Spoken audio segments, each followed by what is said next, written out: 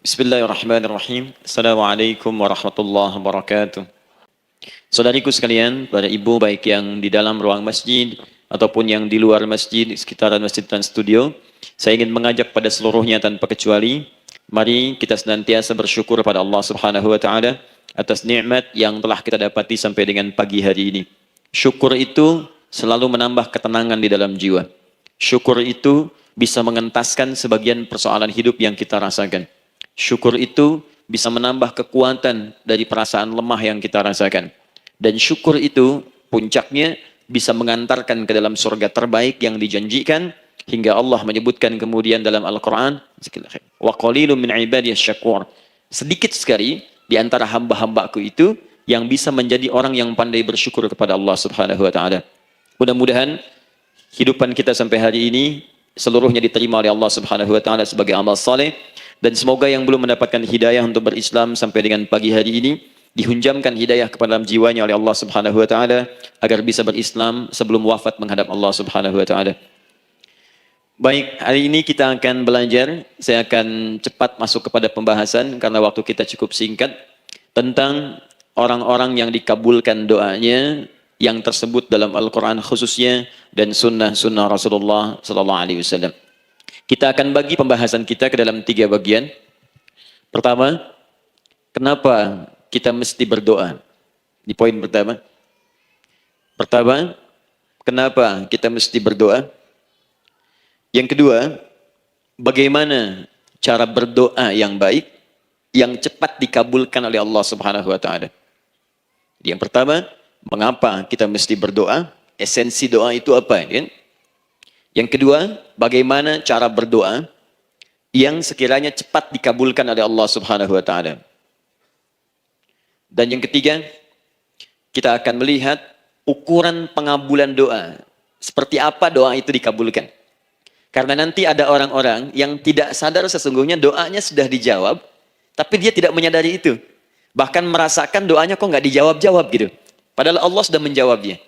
Nah, seperti apa ukuran kita mengetahui bahwa doa kita telah terjawab, atau doa kita barangkali belum dijawab, atau tidak dijawab? Apa ukuran ketiga hal itu? Itu yang coba kita turunkan di pembahasan pagi ini. Mudah-mudahan dengan itu, kita nanti akan lebih pandai bagaimana cara menyikapi doa dalam hidup, seperti apa doa dipanjatkan, kapan kita berdoa, dan kita tahu, oh ini hasil dari doa yang telah kita panjatkan. Sepakat sampai di sini? Baik ya, tinggal sepakat saja ya. Kan biasanya yang nerangkan saya, nulis saya, ngapus saya sampai selesai pula. Baik, ayo kita mulai. Bismillah. Mengapa kita mesti berdoa? Kita buka dulu ibu sekalian. Ya, yang di ruangan ini ataupun yang di bawah, semuanya insya Allah memiliki kemuliaan yang sama di hadapan Allah Subhanahu wa taala sesuai dengan keikhlasannya. Ya, sesuai dengan keikhlasannya. Karena hadisnya umum sifatnya. Man salaka tariqan yaltamisu fihi ilma sahhalallahu lahu tariqan ilal jannah. Siapa yang menyiapkan dirinya menempuh perjalanan dan dia meniatkan ingin belajar pengetahuan agama walaupun sedikit, maka dia akan dapat balasan dari Allah, minimal setiap langkahnya akan dicatat meringankan langkah dia ke surga nantinya. Ya, dan di situ tidak disebutkan khusus bagi yang di dalam ruangan masjid. Lantai 2 lagi misalnya. Tidak. Ya, jadi yang di sekitaran, yang di depan semua berdasarkan niatnya, ya. Berdasarkan niat dan kuantitas amalannya. Di kuantitas itu tambah. Mungkin Ustadz belum datang, ibu ada yang berzikir, ada yang baca Al-Qur'an, ada yang istighfar. Itu yang nambah pahala, ya. Kalau yang pasang status, pasang kamera, itu saya nggak tahu. Ayo kita kembalikan sini. Pertama, Quran surah ke-7 ayat 172. Quran surah ke-7 Al-A'raf ayat 172. Kemudian setelah itu diperintahkan dalam Al-Quran surah ke-40 Ghafir ayat ke-60. Lalu kita praktekkan ini dalam keseharian kita. Saya beri contoh misalnya Quran surah ke-2 ayat ke yang paling banyak nih dibaca 201. Kadang-kadang misalnya Quran surah kedua ayat 286. Banyaklah. Quran surah ke-7 ayat 23 misalnya, dan seterusnya. Ini bagian pertama.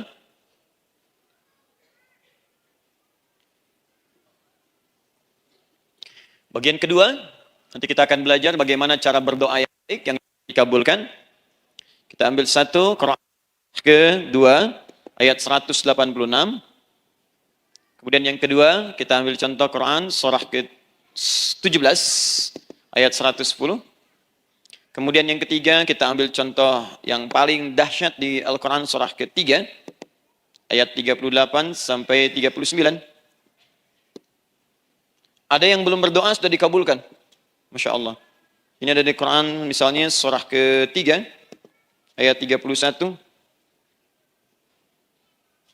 Nanti turunan amalannya, misal di Quran surah 51, ayat 15 sampai dengan 18. Saya bulati yang 18-nya. Bagian ketiganya nanti kita uraikan di bagian akhirnya. Baik, kita bisa mulai, insyaAllah. Baik, kita bagian pertama, mari kita mulai. Saya ingin berkisah sejenak dengan menyampaikan Quran surah ke-7 Al-A'raf ayat 172.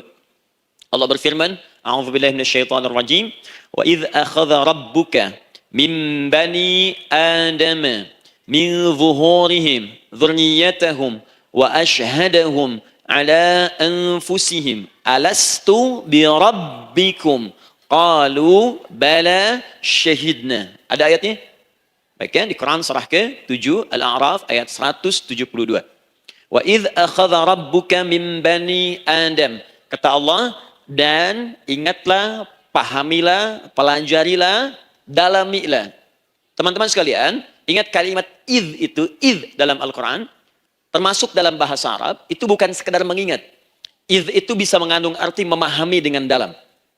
Menganalisis. Ya, memaknai itu idz. Jadi bukan sekedar mengingat. Bukankah ibu kalau mengingat sesuatu berusaha mendalaminya? Ya, kalau nggak percaya saya tanya begini. Coba ibu ingat kemarin jam 5 sore ada di mana? Bukankah sekarang sedang mendalami sesuatu?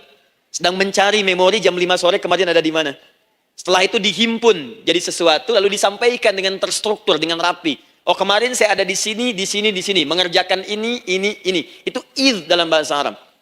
Jadi kalau di Al-Quran ada kalimat idz, idz, idz.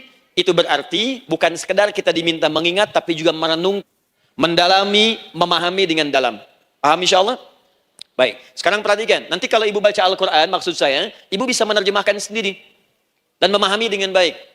Ya, misal, kalimat idz pertama dalam Al-Quran misal ditemukan di Quran surah kedua ayat 30.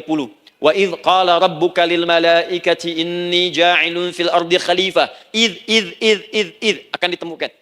Nah, sekarang ayat tentang korelasinya dengan doa, kita buka Quran surah ke-7 tadi ayat 172.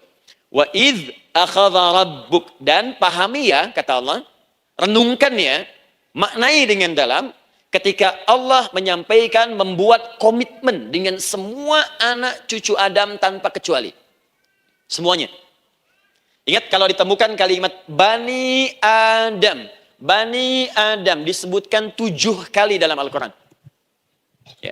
Berapa kali? 7 kali. Kalimat Bani Adam.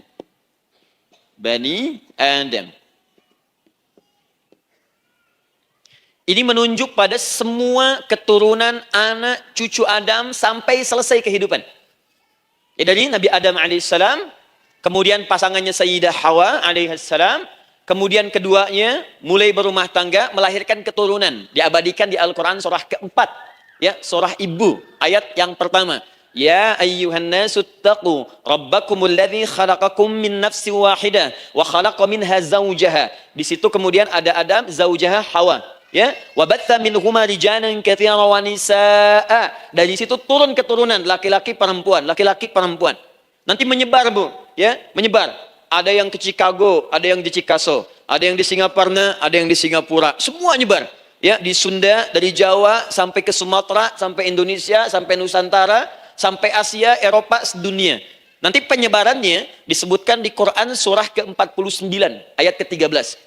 Ya ayyuhan nasu inna khalaqnakum min dzakarin wa untha. Hai manusia, semua saya ciptakan ada 2 jenis. Kalau bukan laki-laki itu pasti perempuan. Jadi tidak ada yang ketiga. Ingat ya? Kalau bukan laki-laki siapa? Perempuan. Jadi tidak ada misalnya, maaf, laki-laki yang keperempuan-perempuanan yang gerakannya melambai, ya, kata-katanya terlampau lembut misal, dan tidak ada pula perempuan yang perkasa, ya, terlampau kuat misalnya, melampaui batas-batas standarnya. Jikalau bukan laki-laki pasti perempuan. Dua saja. Jadi kalau misalnya masih ada yang bingung, tentukan dirinya, ya. Dan lihat fitrahnya. Lihat fitrahnya. Baik. Kemudian waja'alnakum syu'uban wa qabaila. Kami tempatkan kalian mungkin beda-beda tempat. Syu'ub, beda tempat. Ya, ada yang misalnya RT, RW, kecamatan, beda kampung, beda negara sampai seluruh dunia. Wa qabail, satu tempat itu sukunya bisa beda. Coba Ibu lihat misalnya, ya, di daerah Sumatera saja ada berapa suku? Di Sunda paling banyak suku, gitu ya. Banyak sekali. Jadi bisa lain-lain, bisa beda-beda. Nah, lita'arafu, semua saling mengenal, silakan. Nah, ketika semua tadi ditempatkan di semua pelosok dunia, baik laki-laki, perempuan, dari anak keturunan Adam, itu semua anak keturunan Adamnya disebut dengan satu nama saja dalam Al-Quran, yaitu Bani Adam. Jadi kalau kita mau cari keturunan kita, sampai ke asal mula kita, dari kita sekarang, itu semua akan tersambung kepada Adam alaihissalam. Puncaknya akan di sini. Ya. Dan tidak akan nyasar kemana-mana, Bu. Ya. Ada sebagian manusia, nasabnya tidak ingin ke Adam. Inginnya bergeser. Sehingga mengatakan manusia berasal dari monyet, katanya. Ya. Ada yang berkata begitu. Ibu sampaikan saja, kalau bapak dari monyet, silahkan saja. Jangan ngajak-ngajak saya. Gitu ya.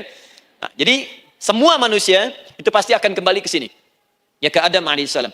Karena itu saya pernah sampaikan termasuk di sini. Di hadapan ibu semua. Masih ingat? Mu'jizat pertama. Rasulullah SAW saat lahir ke muka bumi. Ingat, Nabi itu sebelum dilantik menjadi Rasul, dalam usia 40 tahun, turun surah Al-Alaq, itu diberikan oleh Allah keistimewaan tanda-tanda kenabian. Apa di antara tandanya? Allah perjelas nasab keturunannya sampai Nabi Adam, padahal lahirnya itu ayahnya sudah wafat. Di lahir beliau, ayahnya wafat, tapi nasabnya diperjelas sampai Nabi Adam. Sehingga jelas, orang tidak bisa menyoal. Ini orang nggak jelas nih, ya kan suka ada begitu Bu ya, tiba-tiba datang menerangkan sesuatu, siapa itu nggak jelas. Bahkan sekarang sering muncul statement, siapa sih Ustadz itu Ustadz nggak jelas. Ya. Nabi nggak bisa disoal karena semuanya jelas, nasabnya jelas, keturunannya jelas, kemuliaannya jelas, ilmunya jelas. Jadi kalau orang mau menyoal nggak punya peluang. Siapa kamu Muhammad? Saya jelas keturunannya. Muhammad SAW bin Abdullah, bin Abdul Muttalib, bin Hashim, bin Abdul Manaf, bin Qusay, bin Murrah, bin Kilab, bin Ka'ab, bin Ghalib, bin Fihir, bin Malik, bin Nadar, bin Kinana, bin Khuzaimah, bin Mudrika, bin Ilyas, bin Nizar, bin Mudar, bin Ma'ad, bin Adnan, bin Addi, bin Adri, bin Muqawwam, bin Nagur, bin Tarih, bin Ya'rub, bin Yasjub, bin Nabit, bin Ismail AS, bin Ibrahim AS, bin Azar, atau bin Nakhur, bin Abir, bin Kinan, bin Arfakhshad, bin Sam, bin Nuh AS, bin Mikhlail, Matushala, bin Kinan, bin Anwas, bin Thith, bin Adam AS. Coba ulangi. Jelas. Jelas. Jadi orang nggak bisa nyoal. Itu mukjizat ya. Keistimewaan pertama sebelum Allah kemudian angkat menjadi Nabi dan Rasul di usia 40 tahun. Jadi kalau ibu ditanya, kamu jelas nggak? Jelas. Apa binnya? Bin Bani Adam. Itu bocoran dari Al-Quran. Ya, kalau ditanya, keturunan siapa kamu? Adam. Tahu dari mana? Allah yang nyampaikan langsung. Apa kata Allah? Bani Adam. Jelas ya?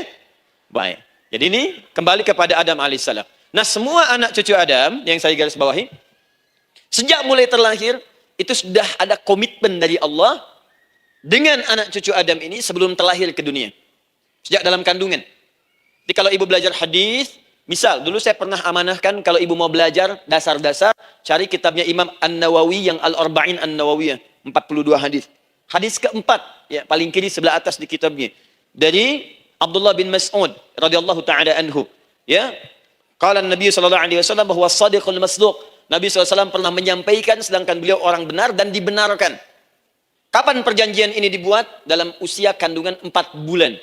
Dalam kandungan.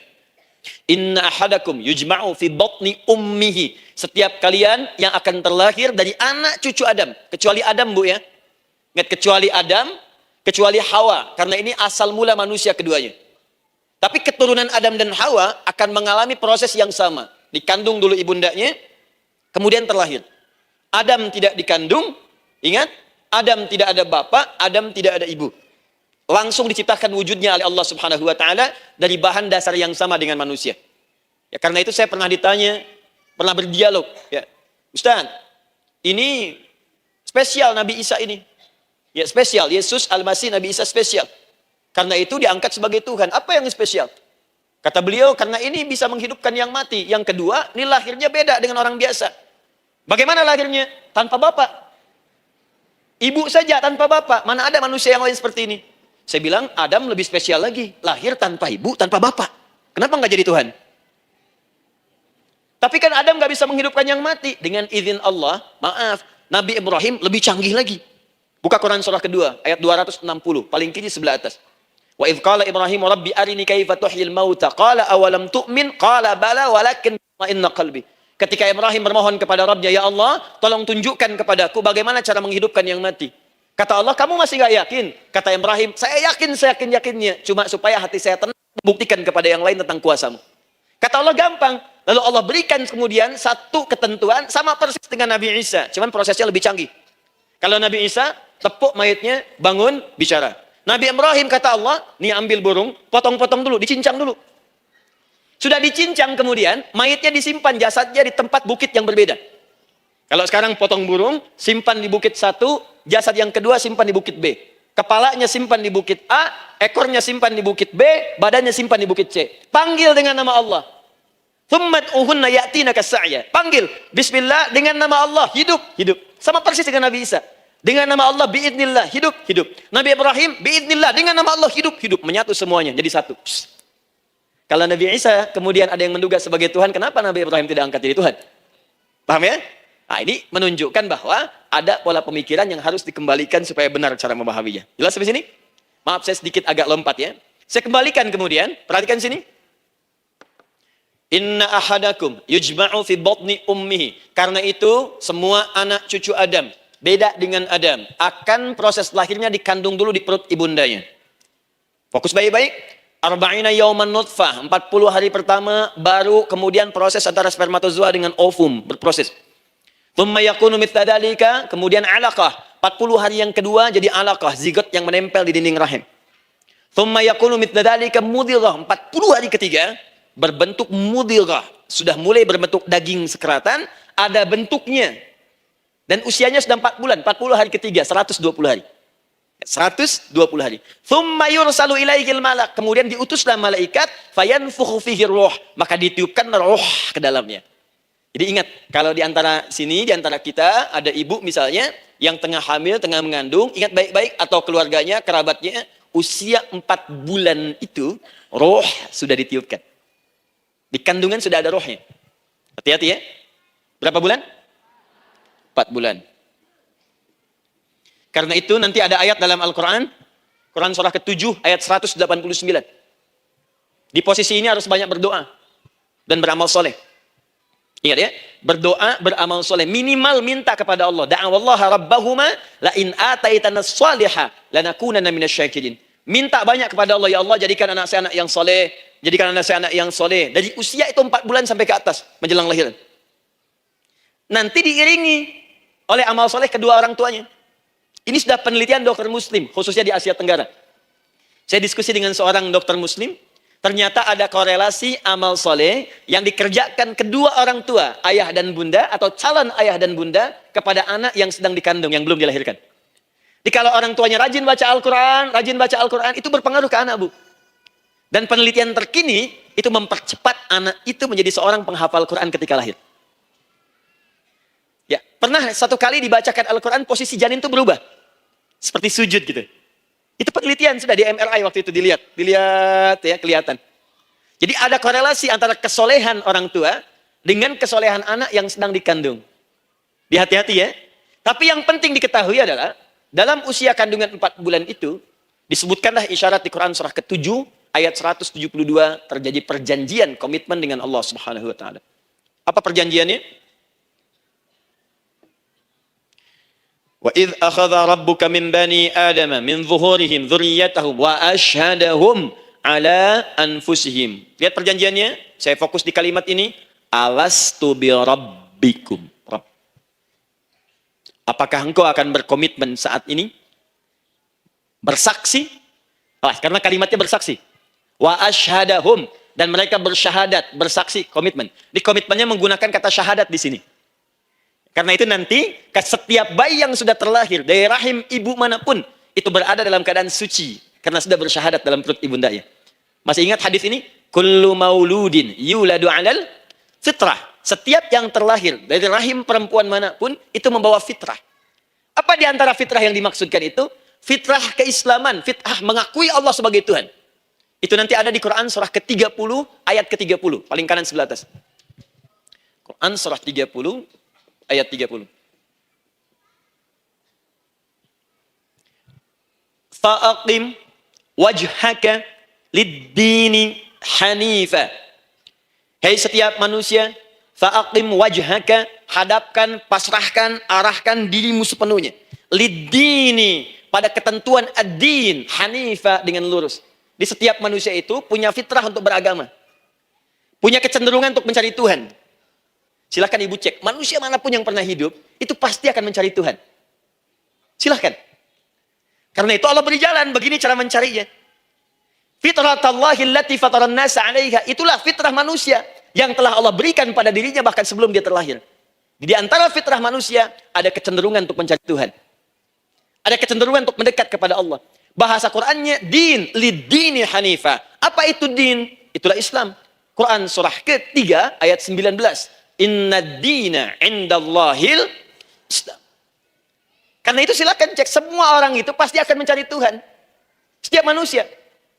Ada yang melihat, kayaknya ada di hewan, kayaknya ada di pohon, kayaknya ada di alam, kayaknya ada di patung, kayaknya ada di... Mencari dia. Terus Allah beri jalan. Kalau kamu ingin mencari yang benar, din yang dimaksud Islam, diberikanlah tuntunan dalam Islam. Jelas sampai sini? Baik. Karena itulah kemudian, setiap bayi yang terlahir itu disebut oleh Nabi dia suci, dia bersih, karena telah membawa risalah Islam dalam dirinya. Hanya sayang nanti fa'abawahu yuhawwidanihi au yunassaranihi au yumajjisanihi. Lingkungan nanti akan merubah dia keluar dari fitrahnya. Bisa dipengaruhi, tiba-tiba berubah misalnya keyakinan. Bisa karena kejadian tertentu dia jauh dari Allah Subhanahu wa taala. Dia muslim, cuman karena kondisi tertentu, pekerjaan menjauhkan dia dari Allah, lupa salat. Telenovela menjauhkan dia dari Al-Qur'an. WhatsApp, Facebook, media sosial melupakan dia dari ibadah. Coba ibu, kalau online setiap hari berapa kali dengan media sosial? Ganti status. Online dengan Allah berapa kali dalam sehari? Coba hitung. Online dengan Allah, yang paling maksimal kan sholat fardu. 5 kali. Kalau 1 kali 5 menit kali 5, cuma 25 menit. 25 menit online dengan Allah. Berapa menit online dengan media sosial yang tidak nyata? Dan cita-cita masuk surga. Ayo sini. Nah, saya belum selesai. Jadi yang pertama, dalam perjanjian 4 bulan ini, pertama ada komitmen bersyahadat menuhankan Allah. Tapi yang kedua, ini yang dahsyat. Perhatikan kalimatnya, fokus. Saat Allah memperkenalkan dirinya, dalam kandungan kita, usia 4 bulan itu, dengan nama apa Allah memperkenalkan dirinya?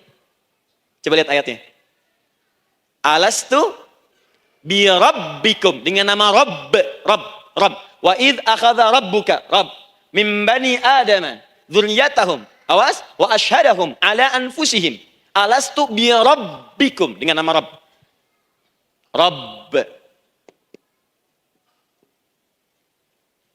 Nah, ibu sekalian, kata Rabb ini itu berasal dari kata ar-rububiyah. Ar-rububiyah yang berarti sifat merawat, memberikan semua kebutuhan. Saya ulang ya. Merawat, memberikan semua kebutuhan. Sudah? Menyayangi, memaafkan, mengasihi, mengampuni. Masya Allah. Merawat, memenuhi sebuah kebutuhan, menyayangi, memaafkan, mengampuni. Jadi semua hal yang terkait dengan perhatian ada pada kalimat Rabb. Sifatnya disebut dengan rububiyah. Zat yang memperhatikannya disebut dengan Rabb, namanya Rabbun. Baik. Pelan-pelan. Ah, seakan-akan Allah ingin berkata begini. Hei, engkau buat perjanjian dengan saya sekarang. Engkau bersaksi, saya sebagai Tuhan, siap bersaksi, menuhankan saya. Nanti ketika kamu lahir, apapun yang kamu butuhkan dalam kehidupan, aku akan berikan. Kamu akan saya rawat. Kalau sakit, kamu saya sembuhkan. Minta sesuatu yang kamu butuhkan, saya akan berikan. Kamu butuh sesuatu, saya akan hadir. Kamu salah minta maaf, saya maafkan. Kamu dosa minta ampun istighfar, saya ampuni. Kamu ingin sesuatu yang lebih baik, saya berikan. Pokoknya semua yang kamu inginkan selama engkau butuhkan dan itu baik, aku berikan. Kira-kira, maaf Bu ya, maaf sekali. Kalau ada yang nawarkan pada ibu, mau nggak ikut saya, nanti sebuah kebutuhannya saya berikan. Kalau sakit, saya berikan jaminan kesembuhannya. Kalau butuh sesuatu, saya berikan. Kalau ingin ini itu selama butuh, saya sampaikan. Kira-kira, ibu nolak atau ikut? Baik. Ikutnya mikir dulu atau tidak? Tidak. Jangankan yang tinggi-tinggi Bu ya, suami aja nawarkan. Mah, mau nggak ikut papa? Papa nanti kasih handphone S10. Sama gelang nggak Pak? Ikut ya. Dan tanpa pikir. Dalam bahasa Arab, sesuatu yang disetujui tanpa dipikirkan lagi, itu disebut bala namanya. Bala, sekali saja. Sekali, ya, tidak dua kali. Tidak ditambah, tidak dikurangi. Ingat, kalau Allah sudah sampaikan kalimat, jangan tambah, jangan kurangi. Ya. Bala, tidak ditambah nga, tidak disebutkan dua kali. Bala. Ya. Bala itu artinya siap. Ya. Tanpa pikir. Karena memang nggak ada yang dipikirkan lagi. Apa yang mau dipikirkan? Semua kebutuhan dikasih. Semua keinginan dikabulkan sepanjang baik. Kalau sakit ada jaminan disembuhkan. Dikasihi, disayangi, salah dimaafkan. Ya, kalau dosa diampuni, apalagi yang kurang, nggak ada aib, nggak ada yang kurang, sempurna semua. Kita katakan bala tanpa pikir. Karena itu, perhatikan, setiap kita kemudian, ibu sekalian, datang terlahir ke bumi, mengalami kehidupan, fitrah kita setiap mendapatkan kebutuhan, kita akan menyebut nama Allah Subhanahu wa Ta'ala dengan nama yang telah dijanjikan itu. Silakan ibu cek. Bukankah ibu ketika ada kesulitan memohon kepadanya? Ya Allah, tolong sembuhkan ya Allah. Ya Allah, lancarkan ya Allah. Ya Allah, sukseskan suami saya. Ya Allah, tenangkan kehidupan rumah tangga kami. Ya Allah, anugerahkan solusi. Ya Allah, sembuhkan ibu saya. Semua minta kan? Dan dahsyatnya, ketika ibu memohon kepada Allah itu, ibu gunakan kalimat yang telah disepakati ketika Allah sampaikan kepada kita. Rabb, Rabb, Rabb. Perhatikan, kalau ibu berdoa, doa apa paling favorit? Rabbana atina fid dunya hasanah. Fil akhirati hasanah. Wa qina. Doa apa itu? Sapu jagat. Bu bayangkan, Nabi aja nggak tahu tuh istilah itu sapu jagat. Ibu tahu. Wah, Masya Allah, Indonesia kreatif. Luar biasa. Ada doa sapu jagat, nggak ada doa sapu nggak ada jagatnya, ada doa jagat nggak ada sapunya. Wah, pokoknya luar biasa lah. Ya. Ya, lihat, bukankah kalimatnya dibuka dengan Rabb? Rabbana atina fid dunya sana. Rabbana zalamna anfusana wa illam taghfir lana wa tarhamna lanakunanna minal la yukallifullahu nafsan illa laha ma kasabat wa 'alaiha mak. Perhatikan, Rabbana la in nasina Rabbana Rabb. Ini ayatnya. Sapu jagat Quran surah 2 ayat 201. La yukallifullah Quran surah 2 ayat 286. Rabbana zalamna Quran surah 7 ayat 23. Yang ingin saya sampaikan, setiap kita butuh sesuatu, kita menyebut namanya dengan kalimat Rabb. Kenapa kita katakan Rabb? Karena Allah sendiri menyebutkan dengan kalimat Rabb. Alastu bi rabbikum, saya nanti adalah Tuhan yang akan memperhatikan kalian, menyayangi kalian. Saya Tuhan yang akan merawat kalian, memberikan semua kebutuhan. Makanya ibu tuh kalau ada persoalan nagih seakan-akan ke Allah. Ya Allah, kan engkau yang berjanji kepada saya. Engkau yang berjanji, engkau yang menepati ya Allah karena engkau Tuhan. Kalau manusia, dia berjanji, dia yang mengingkari. Dia awali, dia yang akhiri. Tapi engkau beda ya Allah.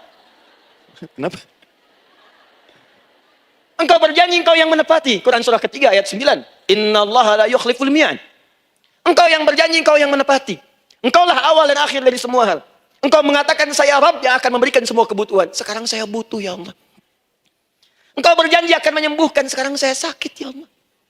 Engkau berjanji akan memberi solusi, sekarang saya sedang punya masalah ya Allah. Engkau berjanji akan memberikan kesuksesan, sekarang saya sedang menapaki itu ya Allah. Makanya ibu sebutkan kalimat Rabb, Rabb, Rabb, Rabb. Jadi sesungguhnya doa itu adalah fitrah dari setiap manusia karena mulai dibangun komitmen sebelum dia dilahirkan ke muka bumi. Jadi kalau kita bicara tentang doa, doa itu fitrah kehidupan bagi setiap manusia. Hidup. sekaligus penanda komitmen yang membedakan antara Khalik dengan makhluk. Hamba dengan Allah. Manusia dengan Tuhan. Kan Allah katakan, saya Rabb ya, saya yang ngasih, saya yang Tuhan. Berarti kita yang makhluk kan? Kita yang butuh kan? Allah yang memberi, kita yang butuh. Untuk membedakan mana yang butuh, mana yang ngasih, maka pembedanya adalah doa. Jadi kalau ada manusia yang nggak pernah doa selama hidup, itu tandanya ada yang salah dengan kehidupannya. Karena seakan-akan dia nggak butuh Tuhan. Sebab perbedaan manusia dengan Tuhan itu sebelum lahir, salah satunya ditunjukkan dengan sifat butuh kita kepada Allah. Makanya sekaya-kayanya orang, itu pasti berdoa. Manusia paling kaya di muka bumi pun, kalau besoknya mau ada pekerjaan atau proyek, dia berdoa dulu tuh. Ya Tuhan, tolong lancarkan proyek ini. Butuh. Pejabat setinggi-tingginya, kalau sudah mau mulai kemudian ada pemilihan, kalau mulai ada kebijakan, kalau mulai ada apapun berdoa juga. Itu tandanya butuh. Butuh. Di setiap manusia itu pasti butuh dengan Allah. Karena itu kalau ada manusia yang nggak pernah berdoa selama hidupnya, itu langsung mendapatkan kecaman dari Allah dan dijamin akan masuk neraka yang paling dalam. Karena seakan-akan dia sudah nggak butuh dengan Allah. Saya ulang ya, saya ulang. Doa itu fitrah hidup manusia yang sekaligus menunjukkan statusnya sebagai hamba. Jadi kalau ibu update status di media sosial, mulai sekarang tuliskan hamba. Hamba. Sudah. Mau sifatnya apapun tetap hamba. Ya, mau pejabat, mau orang kaya, mau cukup, mau macam-macam, mau ustadz, mau syekh, mau habib, tetap ujungnya hamba. Dan butuh penghambaan itu diwujudkan dalam bentuk doa. Muncullah Quran surah ke-40 ayat ke-60. Wa qala rabbukum, rabb, selalu rabb. Wa qala rabbukum ud'uni astajib lakum. Innal ladzina yastakbiruna an ibadati, awas, sayadkhuluna jahannama dakhirin. Allahu akbar. Dan Rabbmu berfirman, mengingatkan kembali kepada kalian semua, hei hamba-hambanya. Kalau ada kebutuhan, kalau ada masalah, kalau ada permintaan, kata Allah, ayo doa sama saya. Minta. Kan kita sudah bikin perjanjian.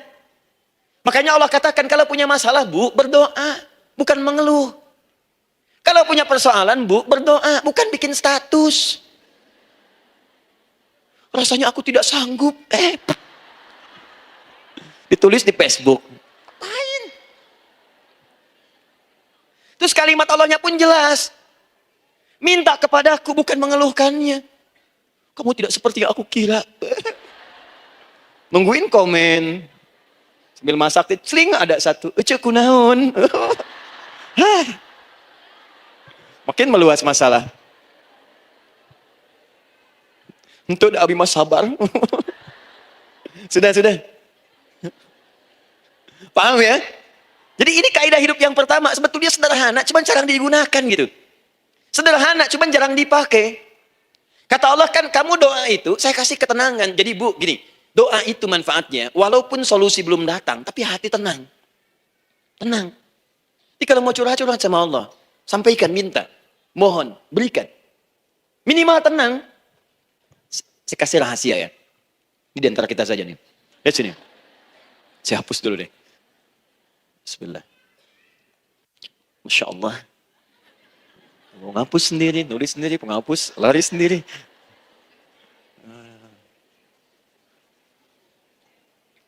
Bismillah. Oh ini ada dua ya. Sini. Baik. Buka Quran surah 7 ayat 205. Quran surah 7 ayat 205. Doa itu disebut zikir di ayat itu. Jadi kalau ibu sedang berdoa, itu sedang berzikir. Wadhkur rabbaka fi nafsika tadarruan wa khifatan wa dunal jahri minal qaul. Ada ayatnya? Oke. Pakai Rabb lagi kan? Wadhkur rabbaka. Kalau engkau punya masalah, kata Allah, sekecil apapun. Di rumah tangga kah, di kantor kah, kehidupan sosial kah. Kata Allah, ayo sebut, minta kepada Allah. Berdoa. Doa disebut dengan zikir. Zikir itu semua kegiatan yang membuat kita ingat Allah. Zikir. Baca Quran, zikir. Dalilnya Quran surah ke-15 ayat 9. Inna nahnu nazzalna dzikra. Kami turunkan Al-Quran sebagai zikir. Menghafal Quran, zikir. Quran surah 54 ayat 17, ayat 22, ayat 32, ayat 40. Walaqad yassarnal Qur'ana lidzikri. Kami akan mudahkan Al-Quran untuk diingat, dihafalkan. Zikir, sebagai zikir kepada Allah. Ibu selepas sholat, baca subhanallah, alhamdulillah, Allahu Akbar, zikir. Quran surah keempat, ayat 103. فَإِذَا قَضَيْتُمُ الصَّلَاةَ فَاذْكُرُوا اللَّهَ. Maka jika anda telah tuntas mengerjakan sholat, segera berzikir kepada Allah. Sholat sendiri, zikir. Quran surah ke-20, ayat ke-14. Innani anallahu la ilaha illa ana fa'budni wa aqimis salata li dzikri. Saya Allah, kata Allah. Tidak ada Tuhan selain saya. Sembah saya. Bagaimana menyembah Allah? Tunaikan sholat sebagai zikir kepada Allah. Zikir. Di zikir, semua amalan yang mendekatkan kita dengan Allah. Doa, itu satu dari bagian zikir. Tapi tahukah ibu fungsi zikir yang paling utama itu apa? Quran surah 13 ayat ke-28. Ala bizikrillahi tatma'innul qulub. Yakinkan pada dirimu, kalau zikirmu benar kepada Allah, maka dia akan berdampak kepada hati menjadi lebih tenang. Zikir itu, manfaat pertamanya, membuat hati tenang, Bu. Tadi saya contohkan. Baca Al-Quran, zikir kan? Jadi kalau ibu sedang tidak tenang, sedang gelisah, ada masalah, daripada mengeluh sana sini, wudu, Bu, wudu. Ambil mushaf. Baca. Saat baca itu, mungkin solusi belum datang, tapi hati itu lebih tenang. Kaitan dengan bahasan kita, doa, minta. Doa. Jadi kalau orang punya masalah itu, kalau berdoa, walaupun solusinya belum datang, walaupun kemudian jawabannya belum tiba, minimal hati ibu itu tenang. Ini dia. Kan surah 13 ayat 28. Rumus ini pakai. Gunakan dalam hidup. Karena yang tahu kehidupan kita itu Allah yang menciptakan kita. Yang tahu pesawat, yang bikin pesawat. Yang tahu handphone, yang bikin handphone. Yang tahu mikrofon, yang bikin mic-nya. Yang tahu kita, yang menciptakan kita. Ikutilah petunjuk Allah yang menciptakan kita, maka akan langsung terasa manfaatnya. Ibu tidak percaya, silahkan lakukan. Rasakan bedanya, bedakan rasanya, dan pasti akan terasa bedanya. Akan lain. Tuh. Doa. Tapi ingat, yang paling penting kata Allah, doa itu bukan sekedar penting permohonannya, tapi menunjukkan status kita sebagai hamba di hadapan Allah Subhanahu wa taala. Jadi kalau ada orang selama hidup tidak pernah berdoa, artinya dia mengingkari status dia sebagai hamba di hadapan Allah Subhanahu wa taala. Mau menyejajarkan diri dengan Tuhan. Kan yang tidak pernah meminta itu Tuhan. Allah yang memberikan. Kalau manusia beda, pasti minta. Artinya kalau ada manusia nggak pernah minta, seakan-akan bahasa halusnya, kamu ini ngaku jadi Tuhan. Saya tempatkan kau di neraka jahanam yang paling bawah. Jahanam itu, Bu, belum masuk saja, sudah terasa. Terasa. Buka ibu Quran surah misalnya ke-40 Ghafir tuh. Ya, ayat 45 sampai dengan 47-nya. Sebelumnya lagi, lihat Quran surah ke-8, ayat ke-50. Itu penghuni neraka, Bu, yang bukan jahanam saja. Penghuni neraka, itu kalau mau meninggal, itu dipukulin dulu malaikat. Depan belakangnya. Ayo, kamu keluar. Lama amat keluarnya rohnya katanya. Takut, karena nggak punya bekal. Kan maaf ya, kaidah mengatakan orang nggak punya bekal itu takut pulang. Apalagi orang merasa salah. Anak ibu berbuat kesalahan, mau pulang takut kan? Takut. Jadi kalau ada anak takut pulang, salah dia. Salah. Kemana anak nggak pulang-pulang? Pasti ada yang salah karena nggak berani pulang. Jangankan salah, nggak punya bekal saja, malu pulang. Lihat ibu waktu Ramadan usai, mau mudik, Idul Fitri. Kan pada mudik kan? Kenapa mau mudik dan senang mudik? Karena punya bekal, Bu. Dikumpul-kumpulkan itu selama 11 bulan. Untuk 1 bulan saja. Itu pun paling berapa hari. Kumpulin. Terus telepon keluarga. Insya Allah aku pulang hari ini. Wah, senang semuanya. Padahal mudiknya cuma pakai motor, Bu. Motornya bebek, bekalnya singa. Serius saya, motor bebek bekal singa. Ada kardus belakangnya. Tulisin. Terus tambah pelepah pisang buat begini. Belakangnya ditulisin, aku pulang sayang. Jalan mudik. Terus yang di rumah kan senang nerimanya. Kenapa? Karena ada yang pulang dan bawa bekal. Saya pernah tanya pada seseorang, kenapa Anda nggak mudik? Nggak ada bekal, Ustaz. Nggak ada bekal, malu pulang. Kebayang nggak saat pulang menghadap Allah nggak punya bekal? Malu pulang, apalagi punya banyak salah. Jadi nggak mau keluar rohnya. Malaikatnya geram, dipukulin sama malaikat. Pukul depannya, pukul depan. Kamu ini cepat keluar. Keluar. Malu pulang. Tapi kalau punya bekal enak. Dan yang nyambut langsung malaikat. Bahkan nanti ada satu amalan saat dikerjakan, itu orang ini sudah masuk surga, tapi semua malaikat di semua pintu surga yang 8 itu datang mengunjungi dia mengucapkan selamat. Itu ada di Quran surah 13 ayat 24. Salamun alaikum bima sabartum fa ni'ma uqbaddar. Selamat ya saat di dunia sabar mencari bekal, dan ini bekal terbaik yang kamu dapatkan, silahkan nikmati surga yang kamu rindukan itu. Ini nikmat-nikmatnya tempat yang pernah nanti kamu kunjungi. Dan tinggal abadi di situ. Yang nyambut malaikat. Bayangkan semua malaikat, Bu. Semua malaikat dari pintu surga datang nyambut dia. Wah, Masya Allah, malaikat Jibril, Israfil, malaikat maut. Maaf ya, dicabut kemarin. Biasa. Selamat. Dunia aja kalau ada yang nyambut senang kan? Rumah dicet, datang, sambut depan rumah. Semua hidangan ada. Masya Allah. Bahkan yang tidak ada jadi ada. Luarnya kongwan, dalamnya rangginang gitu kan. Wah, muncul semua. Paham ya? Jadi ini bagian pertama. Jadi kita katakan kenapa manusia mesti berdoa. Jawabannya karena manusia itu hamba. Dan doa itu adalah fitrah, bagian dari kehidupan. Kenapa manusia mesti berdoa? Karena ada komitmen dari Allah. Setiap dia mendapatkan sebuah persoalan, maka Allah akan jawab dan berikan jawaban dari semua persoalannya. Jalan mendapatkan jawaban itu adalah doa. Kenapa manusia mesti berdoa? Karena dia butuh dengan Allah. Dan puncaknya, kenapa dia mesti berdoa? Karena Allah ingin membahagiakan kehidupan dunianya sebelum sampai keabadiannya di akhirat. Jadi ketika kita berdoa, sebetulnya kebaikan untuk kita karena Allah ingin kita bahagia. Ingin mudah hidupnya. Jadi kalau ada orang nggak berdoa, sesungguhnya dia sedang menyulitkan diri sendiri dalam kehidupan dunianya sampai ke akhiratnya. Jelas sampai di sini? Masya Allah. Alhamdulillah. Baik, kalau sudah paham, saya hapus ini. Kita masuk bagian yang kedua. Hapus lagi. Sab Muslimah, edisi ke-15. 15 kali datang sendiri, nangis sendiri, nulis sendiri, ngapus sendiri. Masya Allah. Tinggal lihat, catat, masuk surga. Masya Allah. Alhamdulillah. Baik. Baik. Sudah? Alhamdulillah. Saya ingin setiap pembahasan kita dipahami ya. Saya tidak menyukai kalau datang, melihat tapi nggak paham gitu. Ya, dengar tapi nggak paham. Saya tidak ingin satupun keluar dari sini kecuali paham. Ya. Ibu paham? Paham Ustaz. Pada pamitnya, silahkan. Apa yang ibu pahami? Doa. Ya. Dah. Nah, sekarang masuk bagian kedua. Bismillah. Kalau sudah mengerti yang tadi, persoalannya adalah bagaimana cara kita memohon kepada Allah. Itu dia. Bagaimana cara kita meminta? Kata Allah, kamu kalau punya masalah, minta. Ya Allah, caranya bagaimana?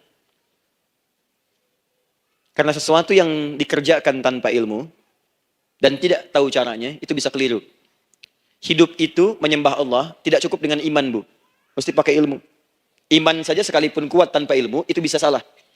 Kuat ingin mendekat kepada Allah. Ya Allah, aku ingin ibadah, kuat. Saya punya kawan dulu di pesantren.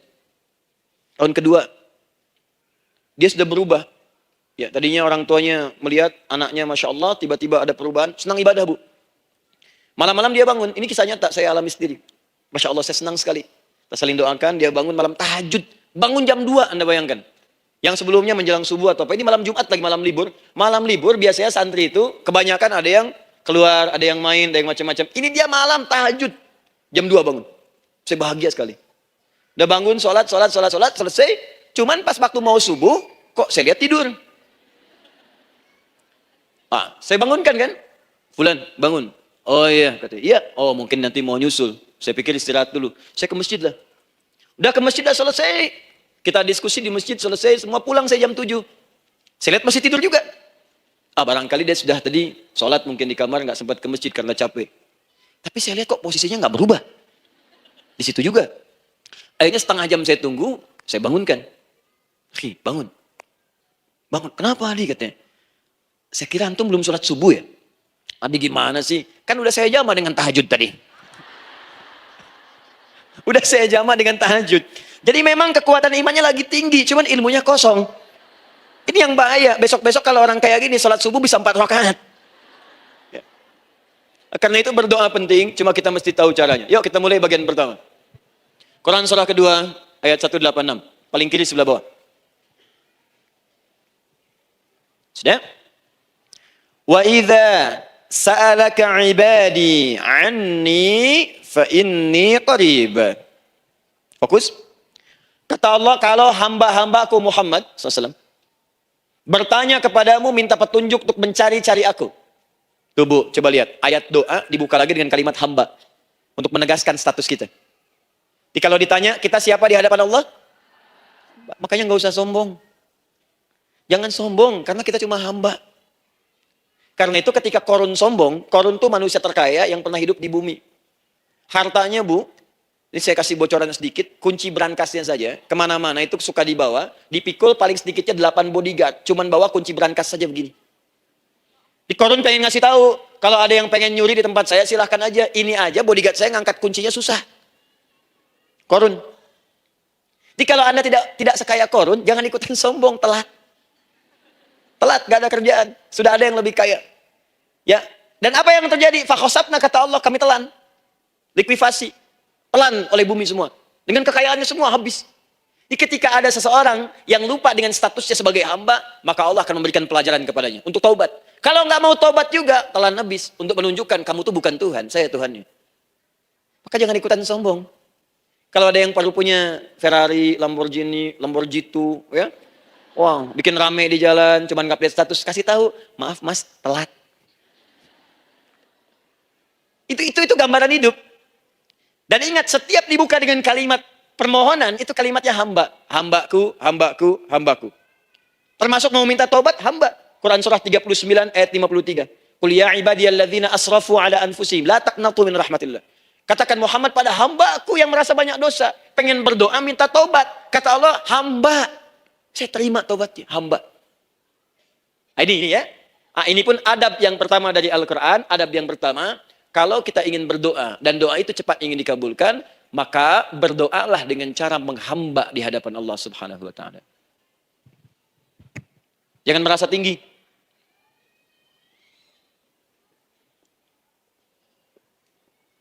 Saya turunkan caranya.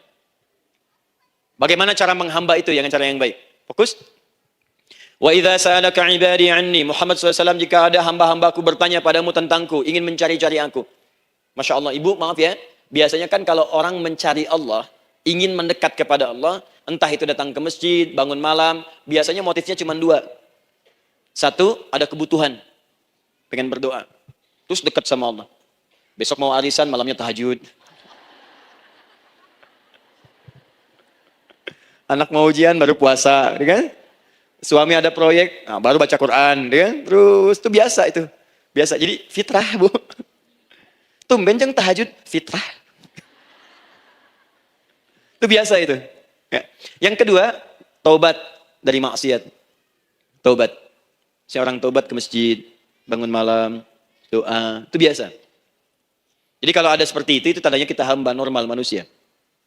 Fa inni qarib. Kata Allah, katakan Muhammad SAW, katakan kepadanya, janganlah mencari, aku dekat. Dekat. Jangan mencari, aku dekat. Jadi Bu, ketika kita butuh Allah, langsung jawab oleh Allah. Kamu mau apa? Aku dekat. Itu secara psikologi memberikan ketenangan yang paling dalam. Saya belum datang di sini sampai jam 8. Ibu tanya panitia, ustadznya mana sih? Ukti ustadznya mana? Jawaban pertama misalnya, ini belum jelas nih ustadznya. Gak ada kabar. Yang kedua mengatakan, tenang saja, ustadz sudah dekat. Maka yang kedua itu lebih menenangkan kepada kita. Ketika ibu mencari, ya Allah, saya sedang ada masalah, langsung dijawab oleh Allah. Tenang, aku dekat denganmu. Mau minta apa? Itu Bu, jadi kalau ibu sedang punya persoalan, psikologi Al-Quran mengatakan, langsung merasakan Allah itu bersama kita, dekat, menunggu kita mau minta apa. Ibu punya masalah dengan suami, ingin mengadu. Lu kata Allah, saya dekat, kamu kenapa? Ada masalah apa? Ayo minta, ayo cerita. Mohon. Ibu punya masalah dengan anak. Ibu punya masalah dengan tetangga, di pekerjaan, kehidupan sosial. Kata Allah, saya dekat. Nah, perasaan itu hadirkan dalam jiwa kita. Ini sekarang jarang didapatkan. Jadi kalau ada masalah itu, hal pertama yang dilakukan itu belum ingat Allah itu masalahnya. Di kebanyakan manusia itu kalau punya masalah, selalu ingin yang pertama itu solusinya. Bukan Allahnya. Kan pemilik solusinya Allah. Jadi kalau kita ingat pada yang memiliki, maka apapun yang kita mintakan diberikan. Bahkan ada orang yang saking ingatnya dengan Allah, sebelum minta sudah dikabulkan. Itu yang dahsyat. Sekarang, setelah kita paham tentang kedekatan ini, Kemudian kita praktekkan. Jadi Bu, ya maaf ya, ketika ibu punya masalah apapun, yang pertama diingat Allah. Allah, Engkau telah berjanji, Engkau pasti akan tepati. Ya Allah, sekarang aku ada persoalan. Nah, sekarang, teruskan ayatnya. Ujibu da'watad da'i idza da'an. Ujiba.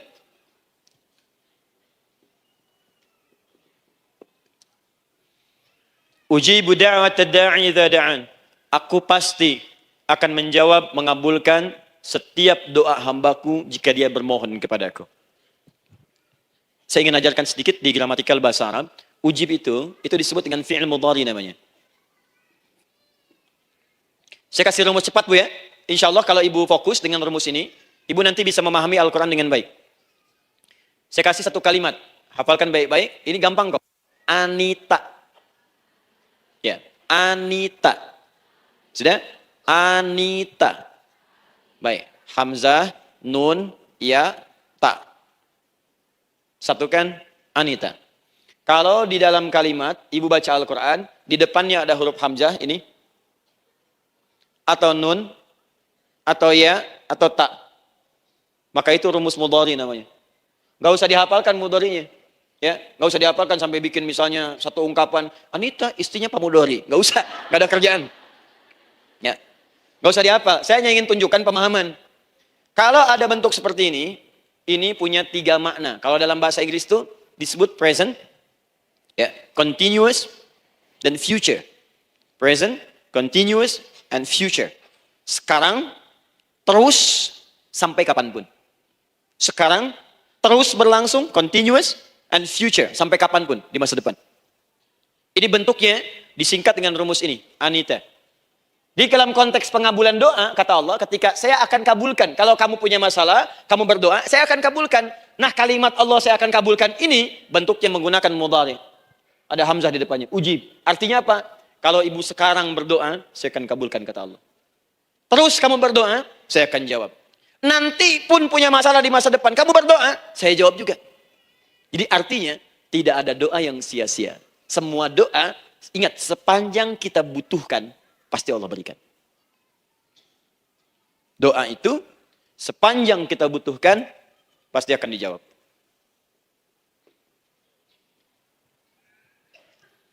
Nanti kapan dijawabnya, seperti apa jawabannya, nanti bagian ketiga. Kadang-kadang minta sekarang, dijawabnya nanti. Minta sekarang, dijawab sekarang. Ada yang mintanya A, dijawabnya B, itu yang paling dahsyat. Jadi kalau saya tanya, kalau kita berdoa, dijawab tidak oleh Allah? Itu janji Allah. Setiap orang berdoa, pasti dijawab. Nah, hanya persoalannya, seperti apa doa yang cepat dijawab itu? Apakah semua doa langsung dijawab seketika? Akankah mendapat jaminan langsung dijawab? Ternyata kalimat dijawab ini diikat dengan syarat ketentuan berlaku. Apa di antara syarat dan ketentuannya ini? Teruskan ayatnya. Faliyastajibuli. Syarat pertama. Kalau doamu ingin cepat aku jawab, faliyastajibuli. Maka engkau pun harus cepat merespon setiap seruanku. Jawab seruanku dengan cepat. Doa ingin dijawab oleh Allah. Maka kata Allah, kamu pun harus menjawab setiap seruanku. Jawab seruan Allah. Ayo respon, adil. Maunya dapat gaji aja, kerja nggak mau. Ya? Apa ibu pikir duduk manis, santai di ruangan tengah, tiap bulan suami datang berikan uang belanja? Belum tentu. Kalau sikap tidak bagus, ya interaksi tidak mulia, maka belum tentu itu didapatkan. Maka syarat pertama kata Allah, kalau doamu ingin cepat aku jawab, maka setiap aku seru, cepatlah engkau kemudian kerjakan dan jawab itu. Jadi ternyata seruan Allah itu terkait berkelindan dengan pengabulan doa. Jadi ketika ibu diseru oleh Allah, diminta diperintahkan sesuatu oleh Allah, sebetulnya itu kunci untuk mendapatkan jawaban doa kita, Bu. Dipanggil kita, ayo cepat datang ke sini, mau minta apa? Minta, saya kasih. Apa di antara kunci doa itu, Ustaz? Yuk kita lihat. Adalah jawaban dari seruan Allah. Apa di antara seruan Allah itu? Saya beri contoh satu misalnya. Allah perintahkan kita untuk sholat. Bahkan diseru, diingatkan 5 kali dalam sehari. Sholat. Bukankah kita diseru, Bu? Dipanggil 5 kali sehari untuk sholat? Allahu Akbar, Allahu Akbar. Ya? Diingatkan kan? Ayo, ayo, ingat Allah, ingat Allah, ingat Allah, ingat Allah. Allah Maha Agung, Maha Besar semuanya, dan seterusnya. Perhatikan baik-baik. Apa tujuan Allah menyuruh kita dalam sholat? Ternyata bukan ingin memberikan beban ruku dan sujud. Bukan sujudnya yang penting. Karena semua makhluk tidak sujud pun tidak akan menurunkan status Allah sebagai Tuhan. Allah tetap Allah, nggak ada ruginya. Yang rugi kita. Ternyata ketika disuruh sujud, disuruh ruku itu, ternyata yang ditunggu itu bukan ruku sujudnya. Allah nunggu, punya masalah apa? Mau minta apa? Karena itu dalam ilmu fikih, ibu buka semua kitab fikih. Salat itu secara bahasa disebut dengan doa. Nama lain dari doa adalah salat. As-salatu hiya doa. Salat adalah doa. Karena itu semua bacaan dalam salat doa semua. Coba lihat. Baru takbir, Allahu Akbar, doa iftitah. Al-Fatihah, doa bu. Jangan dikira Al-Fatihah nggak ada doanya. Nih, nanti saya berikan cepat ya. Ini highlight dulu. Highlight dulu. Dalam salat itu ada 4 keadaan. Ingat ini baik-baik. Nanti ibu manfaatkan minimal zuhur lakukan. Ada berapa keadaan? 4. Ada 4 posisi, 4 keadaan dalam salat. Yang kalau ibu berdoa benar, meminta di situ dengan benar, itu seketika akan dikabulkan. Seketika. 1 saat berdiri. Berdiri. 2 saat rukuk. Rukuk. 3 saat sujud. 3 saat sujud. 4 sesaat sebelum salam. Berdiri, rukuk, sujud, sesaat sebelum salam. Baik, sebelum saya bahas lebih jauh, saya ingin sampaikan dulu. Jadi ternyata ketika kita diminta oleh Allah menunaikan sholat, itulah cara kita memohon, Bu. Itulah waktu kita meminta. Dan dahsyatnya dalam sehari itu 5 kali ditungguin, Bu. Mana ada manusia di muka bumi ini, buka pintu rumahnya 5 kali sehari, cuma untuk memberikan apa yang dibutuhkan. Sesoleh-solehnya Ustadz, gak ada yang mengatakan, ayo 5 kali sehari datang aja ke rumah saya. Kalau butuh apa-apa, ambil. Butuh kulkas, ambil kulkasnya. Butuh TV, ambil. Gak ada begitu. Allah itu maha baiknya, 5 kali sehari dipanggil. Dari subuh sampai zuhur. Kita bangun tidur aja, punya masalah nggak? Ayo minta. Disuruh sholat 2 rakaat. Dan sholatnya nggak usah banyak-banyak, 2 rakaat aja dulu, supaya nggak ada beban. Itu pun kadang-kadang masih lupa berapa rakaat kita sholat. Ya. Ayo sujud, disuruh minta, punya masalah nggak? Terus dari subuh sampai ke siang, dipanggil lagi. Punya masalah lagi nggak? Disuruh zuhur 4 rakaat. Karena waktunya cukup panjang, suruh 4. Ayo minta, minta. Ada masalah apa? Minta sujud kita. Minta mohon. Dari zuhur ke asar, ditanya lagi, ada masalah nggak? Panggil lagi. Ke maghrib sampai ke isya sebelum tidur. Supaya tidurmu enak, masalah nggak ada, tenang, nikmat, nyaman istirahatnya. Ada masalah nggak? Disuruh sholat lagi. Jadi kalau orang paham sholat itu kunci kebahagiaan, dia akan senang menunaikan sholat. Makanya ketika ibu bertanya, kenapa saya sholat? Dijawab oleh muadzin, hayya 'alas shalah. Ayo sholat. Kenapa sih sholat? Hayya 'alal falah. Yuk bahagia. Yuk tenang. Yuk dapatkan apa yang kamu inginkan. Falah. Jadi kalau orang paham sholat itu menyelesaikan persoalan, tentu orang akan berbondong-bondong semangat untuk menunaikan sholat. Cuman sayang segelintir orang itu menilai sholat sebagai beban. Jadi sebagai kewajiban beban saja, makanya sholatnya nggak nikmat. Korak tadi duhur, ayeuna asar deui. Ya bagaimana doanya bisa dijawab? Anda datang pada orang, tapi datangnya dengan marah-marah. Datangnya dengan mencelanya. Ya bagaimana dia bisa memberikan kebutuhan Anda? Anda datang pada Allah dengan niat yang tidak ikhlas. Setelah itu kemudian menggunjingkannya, bagaimana bisa dijawab? Tuntutan tinggi. Tapi datang tidak membawa prestasi, ya bagaimana bisa diberi? Catat tuh, bikin status. Paham ya? Nah ini bagian pertama. Jadi cara pertama, respon kata Allah, seruan Allah. Rumus pertama sholat. Nah sekarang saya ajarkan lagi. Ini belum selesai nih Bu. Ini panjang bahasannya nih. Sampai jam berapa kita? 10 ya? Oh, baik. Oh, mau sampai jam 5 silahkan. Saya jam 10 selesai. Ya.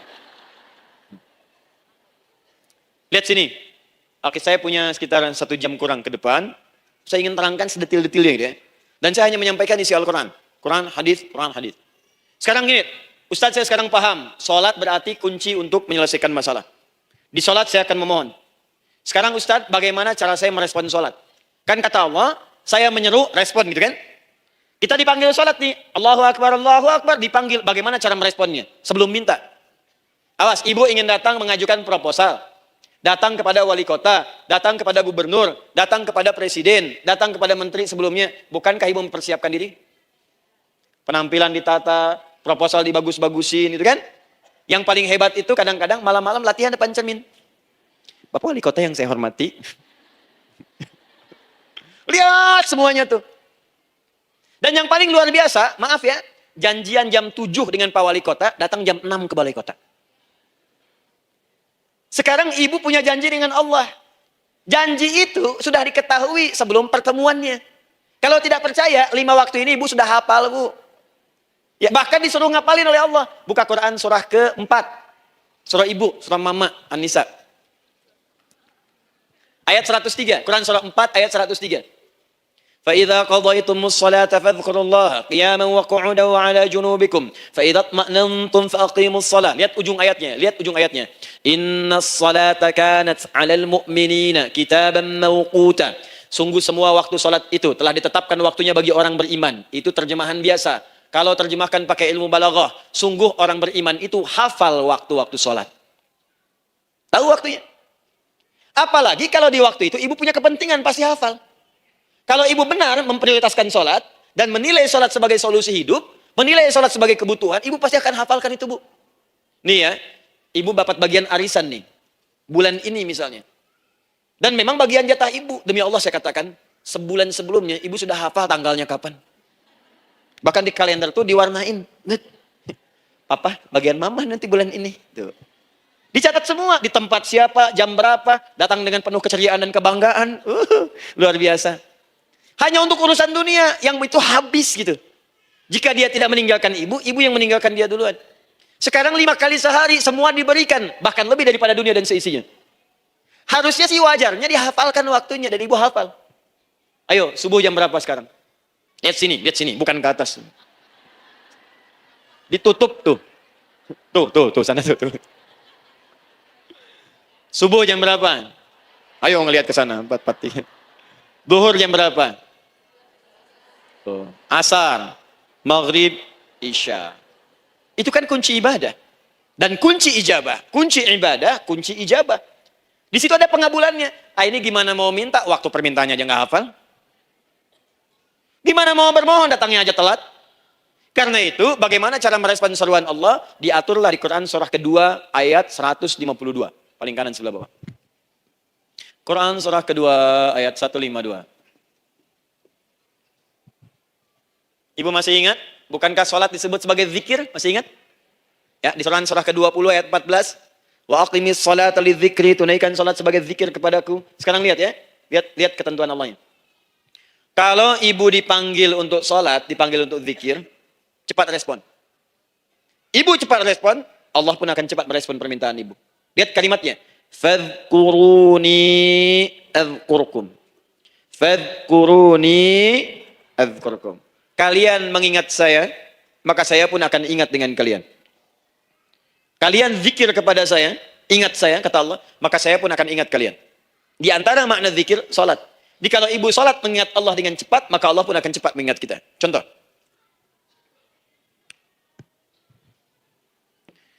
Saya ambil waktu subuh misalnya.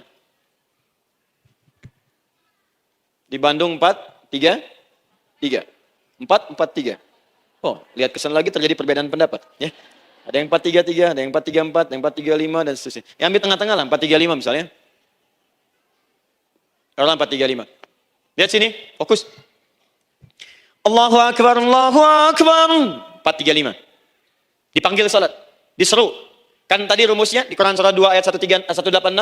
Faliyastajibuli. Kalau diseru cepat jawab, gitu kan? Terus disuruh 4-3-5 adzan. Allahu Akbar, Allahu Akbar. Begitu diseru, ibu langsung datang. Ya Allah, sudah adzan, seruan nih, saya siap-siap. Saya ingin minta sesuatu. Nah, orang yang datang, saat dia diseru Allah, dia pun datang kemudian untuk menyerunya, maka Allah pun akan menjawab apa yang ia mohonkan saat ia bermohon kepadanya. Perhatikan. Dipanggil oleh Allah, lewat suara muadzin. Allahu Akbar, dia merespon, cepat, siap salat. Maka dia pun ketika memanggil Allah, seketika Allah pun akan jawab padanya. Sesuai dengan kadar responnya. Dipanggil saat itu, dia menjawab. Maka Allah pun akan ingat kepadanya hanya saat dia memanggil saja. Di saat panggil, diingat. Panggil, diingat. Jelas? Ini yang hebat. Dipanggil 4.35. Allahu Akbar, Allahu Akbar. Dia sudah ingat dari sejak jam 3:45. Dia bangun jam 3. Bisa. Padahal belum dipanggil. Datang. Bahkan Masya Allah, melakukan warming up dulu. Tahajud. Istighfar. Baca Al-Quran sebelum dipanggil. Masya Allah Bu, ibu mau datang misalnya ke istana. Janjian jam 7, datang jam 6. Di situ ibu kerjakan yang baik-baik dulu. Wah, lihat. Terus kelihatan CCTV kan. Wah, ini orang bagus banget nih. Mulia, bagus. Sampah diambilin, disapu. Kelihatan. Itu ibu belum datang, udah dipanggil duluan. Ada orang yang belum dipanggil, sudah datang menghadap Allah. Tahajud dia, zikir dulu, istighfar dulu. Ini orang, maaf ya. Walaupun dia belum memanggil Allah, Allah sudah menyelesaikan semua persoalannya. Di orang-orang yang selalu ingat kepada Allah, walaupun Allah dalam waktu tidak memanggilnya, maka Allah akan mengingatnya sekalipun orang ini belum bermohon kepadanya. Maka ibu nanti akan temukan orang-orang yang langsung diselesaikan persoalannya oleh Allah bahkan sebelum dia bermohon kepadanya. Ada orang yang seakan gak punya masalah, Bu. Bukan gak punya masalah, sebab setiap dia punya masalah, masalahnya diringankan oleh Allah. Seakan-akan gak ada beban. Ini indah hidupnya. Enak. Butuh sesuatu, sebelum nyari, datang. Ada persoalan, senyum dikit, selesai. Orang macet mengeluh, bikin status, dia macet malah senang. Dan hatinya dilapangkan oleh Allah. Bayangkan, ada janji, rapat jam 9, setengah 9 masih macet. Diprediksi di Google, akan sampai 2 jam lagi. Yang lain mengeluh, telepon sana, telepon sini, ini. Dia enggak aja, lapang aja. Alhamdulillah ya Allah, kasih macet. Morotal. Saya mau dengerin surah Al-Baqarah. Buka. Hafalin. Partnernya nelpon. Sampai di mana, akhi? Ini sampai di surah Al-Baqarah ayat 186. Tidak ada yang sia-sia dari Allah. Sabar ya di sana. Ya, atau kita bisa koneksikan dari sini, apa yang bisa saya selesaikan sekarang di sini. Sehingga sampai sana kita tinggal kesimpulan saja. Tenang hatinya. Ada berasak, gerusuk, gulisah gini, telepon sana sini, klaksonin. Dasar lampu merah, lama, birunya sebentar. Padahal biru nggak ada, yang ada hijau kan. Jadi kalau sudah begitu enak, Bu. Yang perempuan ada di Quran Maryam. Maryam kan perempuan. Dan Maryam itu bukan nabi, bukan rasul. Ingin memberikan pesan kepada ibu, perempuan dimanapun. Tidak harus jadi nabi supaya doa cepat dikabulkan. Tidak harus jadi rasul. Ini Maryam bukan nabi, bukan rasul. Tapi dia ini luar biasa. Sebelum dipanggil, udah datang. Zikirnya tak terlukiskan. Mohon kepada Allahnya luar biasa. Menjaga diri dari hal yang dilarang oleh Allah. Apa hasilnya? Sebelum diberikan bahkan oleh pamannya, sudah ada kebutuhannya. Quran surah ketiga ayat 37.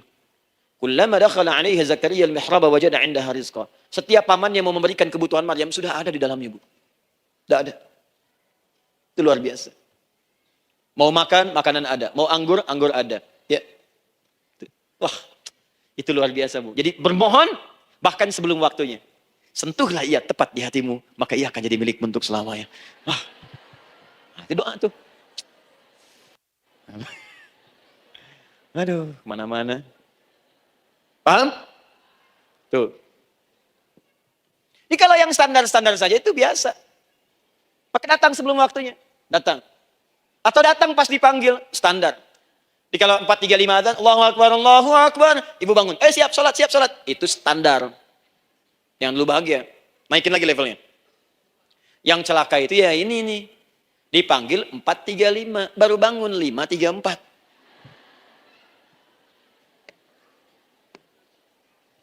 Sholat subuh belum, nuntutnya udah banyak. Ya Allah, kurang apa lagi aku bermohon kepadamu. Sudah aku meminta sekarang, sholat subuh aja belum. Jadi mana keadilannya? Jadi yang pertama, respon seruan Allah. Disitulah Allah pun akan cepat merespon apa yang kita kemudian butuhkan. Jadi yang pertama lewat sholat ya Bu ya. Ingat sholat. Dan sholat itu tadi dari 4 posisi, saya ajarkan yang pertama saja satu. Supaya nggak terlampau panjang ya. Berdiri Bu. Saya ajarkan satu. Setiap ibu dalam keadaan berdiri dan membaca Al-Fatihah pada kalimat iyyaka na'budu wa iyyaka nasta'in. Ingat, pada kalimat iyyaka na'budu wa iyyaka nasta'in, maka sertakanlah di hati kita apa persoalan yang dirasakan untuk bermohon kepada Allah.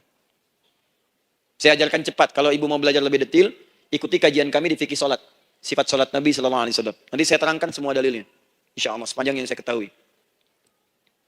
Baik.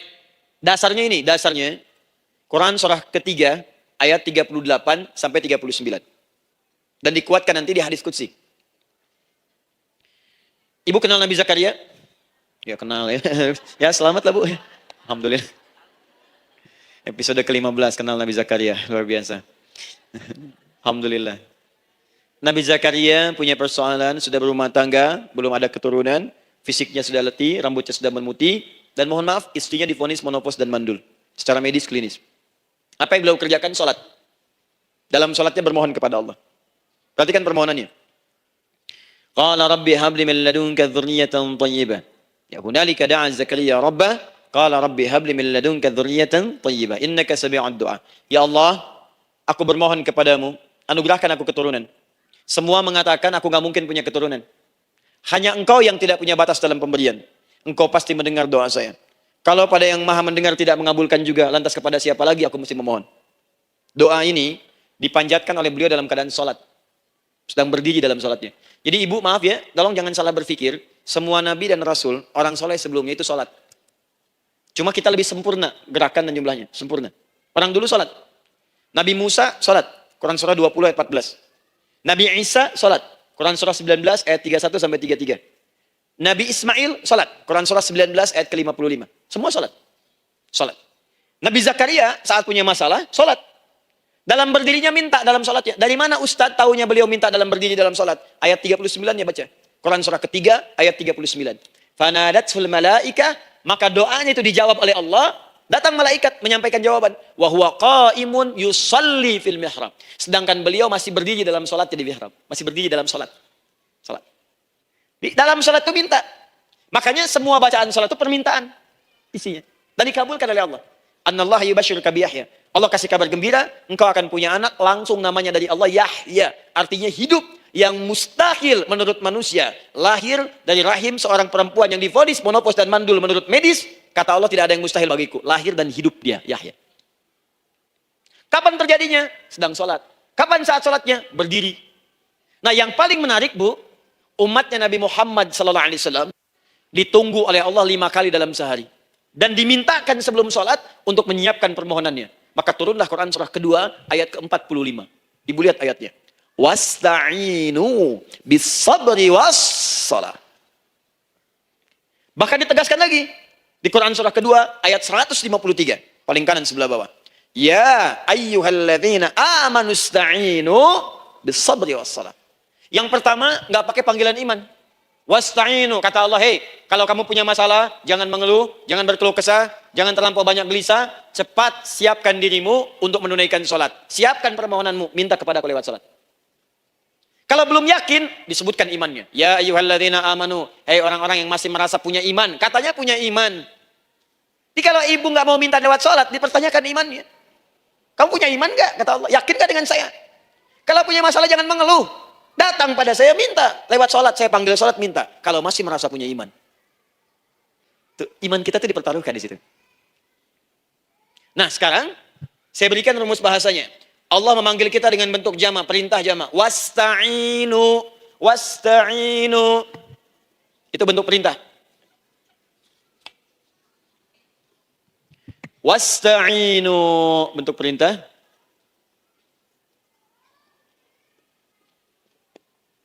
Wasta'inu. Dan jika kalian, perhatikan cara menerjemahkannya, dan jika kalian punya persoalan dalam hidup, punya kebutuhan, maka bergegaslah siapkan dirimu untuk minta kepadaku solusi. Wasta'inu, dan mintalah oleh kalian pertolongan, solusi. Bisabri wassalah. Pertama, sabar dulu. Sebelum sholat, sabar dulu dengan itu. Tahan dulu. Terima dulu. Jangan mengeluh, terima dulu. Nanti dalam sholat minta solusi. Itu maksudnya. Punya masalah sekarang, jam 9 lewat. Sabar, tahan dulu. Koreksi diri, istighfar, nanti zuhur minta. Atau duha sekarang sholat, datang ke masjid, sholat duha minta. Tahiyatul masjid minta sekarang. Sabar, ini sabar terima dulu. Jangan mengeluh, sabar, ingat, terima, sabar. Karena Allah mustahil memberikan ujian masalah kalau kita tidak sanggup menerimanya. La yukallifullahu nafsan illa. Saya sering katakan Bu ya, maaf kalau kalimat ini mungkin kurang berkenan. Tapi kalimat ini nyata. Kalau ibu sekarang punya masalah seberat apapun, itu artinya hanya ibu yang sanggup untuk menerimanya. Saya tidak. Betul, karena itu persoalan itu dititipkan kepada ibu, bukan kepada seorang bernama Adi Hidayat. Ibu yang dipercaya.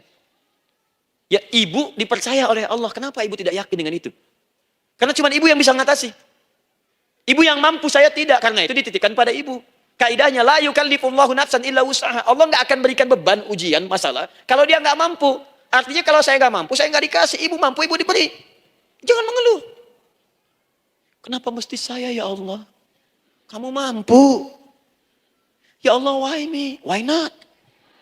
Kamu yang bisa. Nah sekarang, wassalah setelah terima itu, tapi juga jangan terlampau kepedean. Memang cuma saya yang mampu ya, bikin status. Kemudian sholat, kita akan katakan, ya Allah, Engkau perintahkan saya untuk minta tolong. Sekarang saya akan minta kepadamu. Lalu kita katakan, maaf ya Allah, saya sekarang punya masalah, saya ingin bermohon kepadamu, saya ingin minta kepadamu ya Allah. Saya mohon ya Allah. Maaf Bu ya, sebentar. Ibu kalau punya masalah sedikit atau banyak? Banyak. Yang punya masalah ibu saja atau anak juga punya masalah? Kadang-kadang, bukankah anak yang punya masalah ibu yang minta? Bukankah suami yang punya persoalan ibu yang bermohon? Kan? Karena itu, kalau kita ingin memohon kepada Allah dengan persoalan yang kompleks mewakili yang banyak, maka pertama kalimatnya diawali dengan huruf na. Berarti kami, kita, semua. Jelas ya? Nah, ibu ingin robah kalimatnya minta tolong. Kata Allah, minta kepadaku pertolongan. Wasta'inu. Ibu ingin robah menjadi bentuk permintaan. Rubah kalimatnya menjadi nasta'in. Nasta'in. Nasta'in.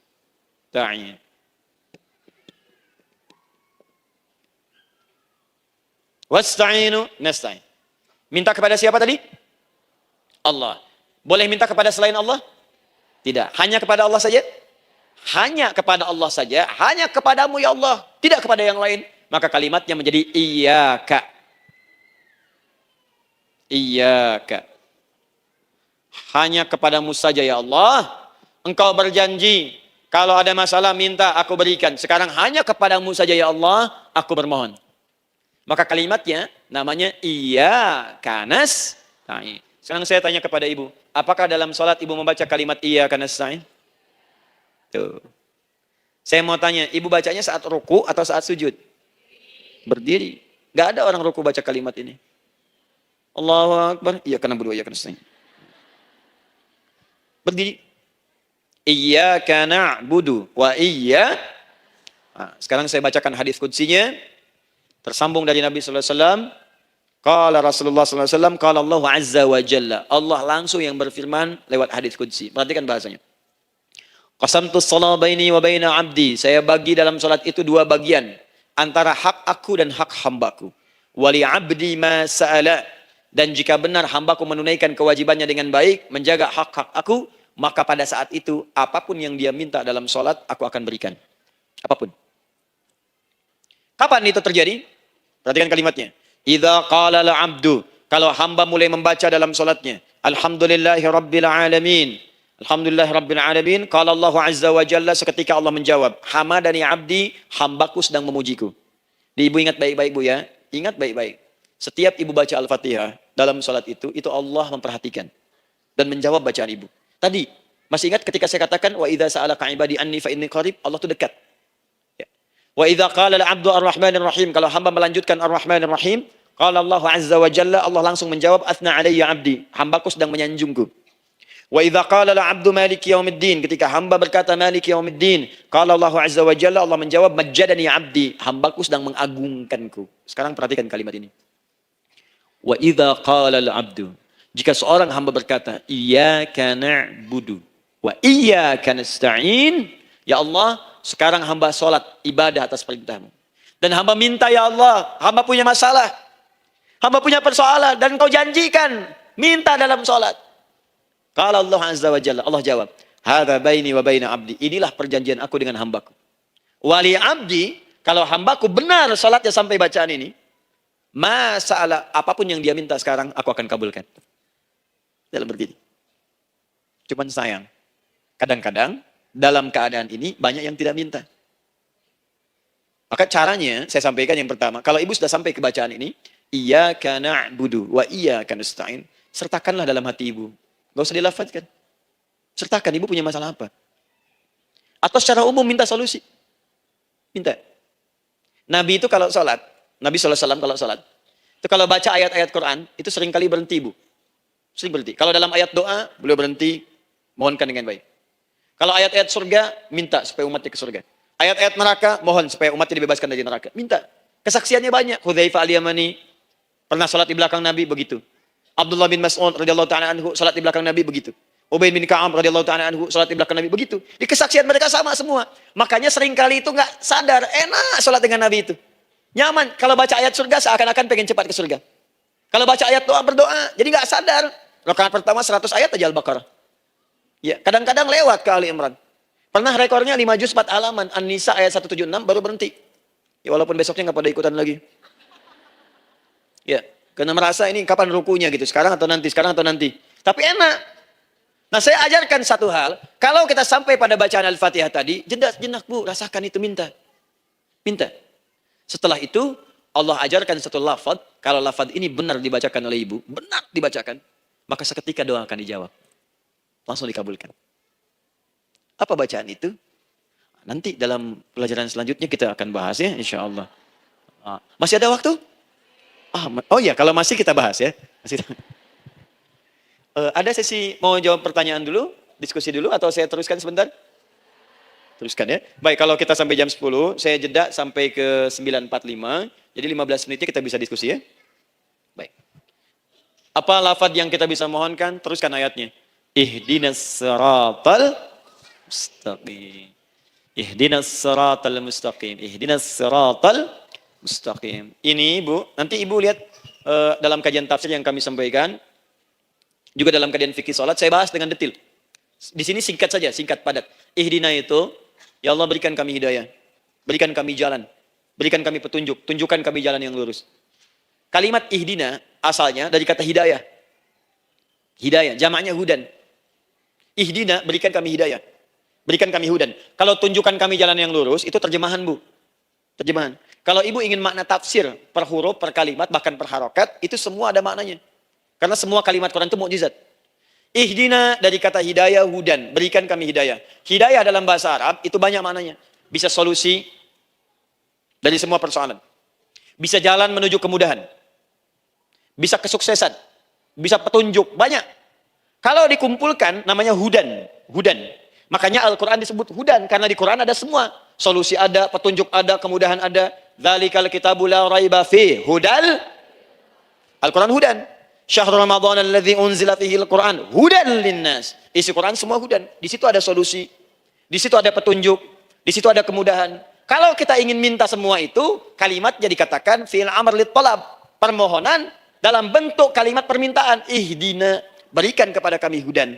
Kalau sudah mengatakan ihdina artinya minta solusi, minta kemudahan, minta petunjuk. Jadi ketika ibu mengucapkan kalimat ihdinas siratal mustaqim, itu artinya, ya Allah, berikan kepada kami solusi dari masalah yang sedang saya hadapi.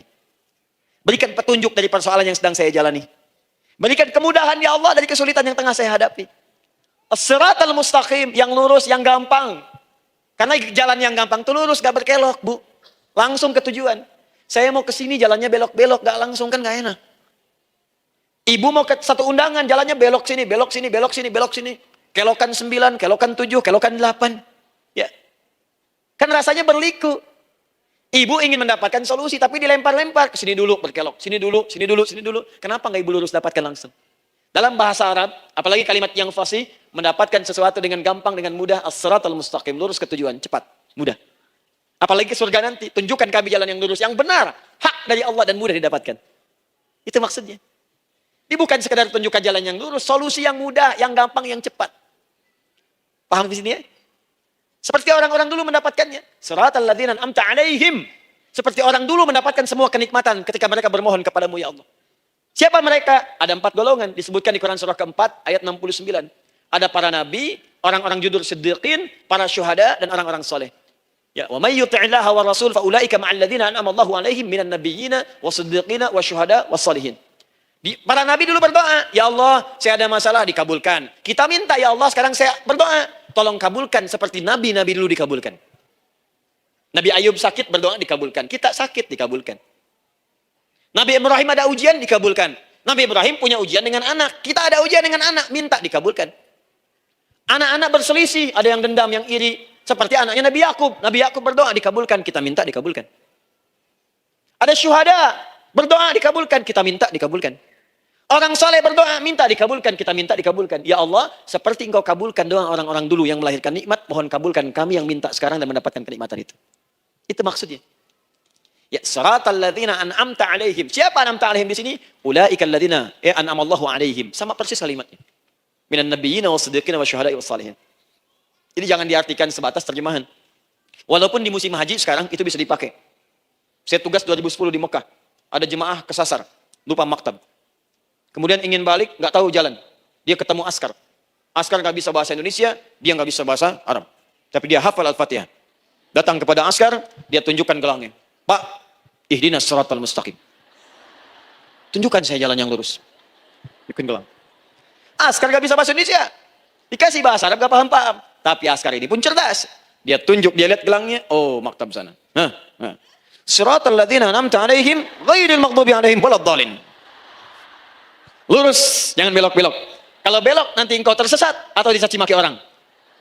Maghdub ya dicela orang. Dhalin tersesat, kan? Jangan dicela, jangan sesat, lurus. Tapi kalau dalam berdoa dalam sholat minta di hati hadirkan. Jelas ya? Nah itu posisi pertama. Jadi pertama minta lewat sholat. Yang kedua cepat rajin istighfar bu. Saya cepat ya, rajin istighfar. Saya ada 7 menit lagi. Ibu rajin istighfar. Astaghfirullah, astaghfirullah, astaghfirullah, astaghfirullah. Itu yang paling singkat. Astaghfirullahaladzim, astaghfirullahaladzim, astaghfirullahaladzim. Itu yang menengah. Astaghfirullahaladzim alladzi la ilaha illa huwal hayyul qayyum wa natubu ilaihi. Astaghfirullahaladzim alladzi la ilaha illa huwal hayyul qayyum wa natubu ilaihi. Astaghfirullahaladzim alladzi la ilaha illa huwal hayyul qayyum wa natubu ilaihi. Itu yang cukup panjang. Ibu rajin istighfar. Orang yang rajin istighfar itu di antara yang disebutkan dalam riwayat-riwayat adalah orang-orang yang cepat dijawab doanya. Hanya dengan istighfarnya. Jadi dia tuh punya keinginan, dia nggak katakan. Jadi keinginan di benaknya dia, terus dia istighfar. Astagfirullah, astagfirullah, astagfirullah. Itu kalau benar rajin istighfar, seketika dikabulkan. Cepat. Ada seorang yang hidup, ini tukang roti. Di zaman Imam Ahmad bin Hanbal. Saya pernah kisahkan ini di beberapa keadaan. Orang ini, itu ahli istighfar. Jadi maaf ya bu ya, bukan istighfarnya pas ada keperluan aja, bukan. Ada ta'lim Ustaz Adi, sab pertama, astagfirullah, astagfirullah, astagfirullah, bukan. Besok ada arisan, astagfirullah, astagfirullah, bukan. Jadi bukan ada keperluan, istighfar bukan. Orang ini membiasa istighfar. Jadi setiap mengerjakan apapun dia istighfar. Mau minum, bismillah, astagfirullah, astagfirullah. Dia setiap buka adonan, astagfirullah, astagfirullah. Nah satu ketika, Imam Ahmad itu nggak tahu kenapa, pengen datang ke daerah itu. Ya kalau misalnya ibu tinggal di Cicahem, misalnya kan Imam Ahmad tiba-tiba pengen ke Cicahem aja. Terus karena lelah, mampir ke masjid. Istirahat di dalam masjid. Tiba-tiba kata penjaga masjidnya, DKM-nya, marbotnya, ya Syekh, idhab, pergi, nggak boleh tiduran di sini. Kata Imam Ahmad, saya kan cuma numpang istirahat, nggak boleh keluar. Dan dia nggak tahu kalau itu imam besar. Dan Imam Ahmad itu sudah populer bu, sangat famous, familiar. Cuman orang kan nggak pernah lihat wajahnya. Dulu kan nggak ada Facebook, nggak ada Instagram, nggak ada handphone, nggak ada apa-apa. Jadi kalau orang terima Ahmad, ya Ahmad aja kemana-mana. Oh no, Imam Ahmad, Imam Ahmad, Imam besar, Imam Syafi'i, Imam besar. Tapi nggak pernah lihat. Sekarang kan udah kelihatan. Ya, udah kelihatan. Sekarang banyak. Makanya orang dulu itu senang begitu tahu, dikasih tahu, Nabi aja ke Madinah bu. Nggak ada yang tahu kalau itu Nabi Muhammad, kalau belum pernah lihat. Karena beliau di bawah, Abu Bakar di atas. Abu Bakar kan naik kan, untanya Nabi. Nabi Muhammad pas di bawah, gantian tuh di jalan. Orang mengira yang di atas unta Nabi Muhammad. Padahal Nabi Muhammad yang jalan kaki, nggak kelihatan. Makanya responnya boleh ketika tahu Nabi, senang luar biasa. Minta doa, minta ini, minta itu. Orang sekarang tidak. Karena sering banyak lihat di TV, media sosial, begitu ketemu, minta foto. Ini lain kisahnya. Nggak tahu dia, pergi keluar. Kata Imam Ahmad, ya sudah, keluar beliau. Nggak mau ribut. Istirahat di luar. Di pelataran. Di sini juga nggak boleh. Lihat kalimatnya. Barwah, keluar, pergi. Barwah itu kasar, bu. Begitu kemudian di debat lagi, saya cuma di luar. Roh. Rawah itu dari kata roh bu, itu paling kasar. Artinya keluar dengan roh-rohnya sekalian. Rohnya pun jangan di sini. Ya. Jadi kalau ibu nanti di Masjidil Haram misalnya kan, ada kalimat itu artinya kesel bu, askarnya. Ya, keluar. Misalnya idza bi anti, enggak mau, saya mau di sini. Ya. Barwa, pergi. Sampai ke ruah dengan ruh-ruhnya. Itu artinya ibu disuruh pergi. Ya, bukan jangan mengelak lagi. Ruah. Saya bukan ruah, saya roh hayati. Suruh pergi. Pergi. Imam Ahmad pergi tuh akhirnya. Pergi, di jalan kelihatan ada tukang roti tadi. Begitu kelihatan capek lah dipanggil, Syekh, kayaknya lelah istirahat di sini. Dan tukang roti pun nggak tahu kali itu Imam Ahmad. Begitu istirahat, duduk, kelihatan Imam Ahmad setiap buka adonan, astagfirullah. Bikin lagi, astagfirullah. Imam Ahmad tahu faidah itu. Tapi ingin menguji tukang roti ini, ditanya. Ya akhi, kamu ini kenapa setiap Anda menanam adonan itu, tepung itu, Anda mengucapkan istighfar, astagfirullah. Perhatikan jawabannya. Wallahi demi Allah, tidak pernah saya beristighfar dalam setiap aktivitas saya, kecuali Allah selalu mengabulkan doa yang saya mohonkan. Di setiap minta, astagfirullah, itu dikabulkan. Cuman satu yang sampai sekarang belum terkabul. Apa itu kata Imam Ahmad? Saya ini selalu bermohon kepada Allah, ya Allah, mohon sebelum saya wafat, atau setelah ia wafat, pertemukan saya ya Allah, dengan Imam Ahmad bin Hanbal. Sebelum saya yang wafat, atau Imam Ahmadnya yang wafat, pertemukan ya Allah dengan Imam Ahmad bin Hanbal. Kata Imam Ahmad, astagfirullah. Allahu Akbar. Itu mungkin yang memperjalankan saya kemari. Tiba-tiba pengen ke sini, sampai diusir keluar dari rumah Allah dari masjid, sampai di sini karena istighfar Anda. Sayalah Imam Ahmad bin Hanbal. Astagfirullah. Imam Ahmad ke situ datang. Tolong jangan lakukan pada saya. Salah hidayat ya Allah. Astagfirullah. Saya jawab lagi dari sana. La haula wala quwata illa billah. Ini istighfar. Nah, kapan istighfar yang baik? Istighfar yang baik dilakukan setelah tahajud sebelum fajar. Saya ulang ya. Setelah tahajud sebelum fajar. Dalilnya Quran surah ke-51 ayat 18. Baca dari ayat 15 sampai 18-nya. Jadi ibu kalau mau seperti itu, rajin tahajud dulu bu. Tahajud. Setelah itu biasakan istighfar. Itu latihan dulu, itu baru latihan. Ingat ya, istighfar menjelang fajar di waktu sahar, itu baru latihan. Astagfirullah. Nanti kalau sudah banyak latihan, ibu akan refleks. Mau duduk masuk mobil, astagfirullah. Duduk mau makan, astagfirullah. Ya kadang-kadang ibu mau ambil handphone, astagfirullah. Itu refleks di lisan kita keluar. Ahli istighfar itu nggak direncanakan keluar di lisannya. Astagfirullah. Kalau sudah seperti itu, berbahagialah. Karena apapun kadang ibu inginkan, sepanjang itu ibu butuhkan, seketika dikabulkan. Ya. Yang ketiga, yang terakhir. Sudah 9:45, boleh sedikit? Ya, yang terakhir ya, terakhir. Jangan khawatir, setelah ini selesai. Jangan khawatir. Yang ketiga, ini amalan yang paling dahsyat. Jadi yang pertama, minta, dikabulkan. Yang kedua, baru istighfar, dikabulkan. Yang ketiga, nggak ngapa-ngapain, dijawab. Artinya baru terbersit, ada keinginan, jawab seketika. Amalan yang ketiga ini adalah amalan yang dikerjakan karena cinta kepada Allah Subhanahu wa taala. Mahabbatillah, kecintaan kepada Allah. Amalan yang dikerjakan karena cinta kepada Allah Subhanahu wa taala. Amalannya mencintai Allah. Beda bu.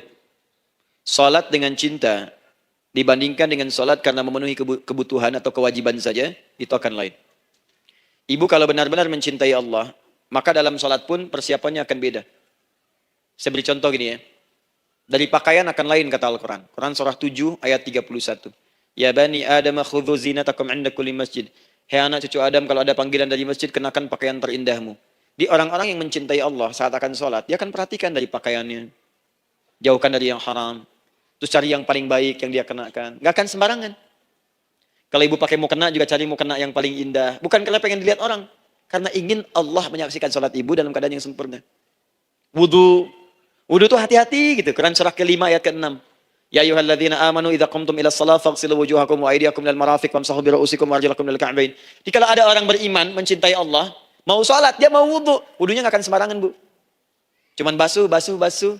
Ya, bagian kepala juga harusnya kepala, dia rambut, takut selesai.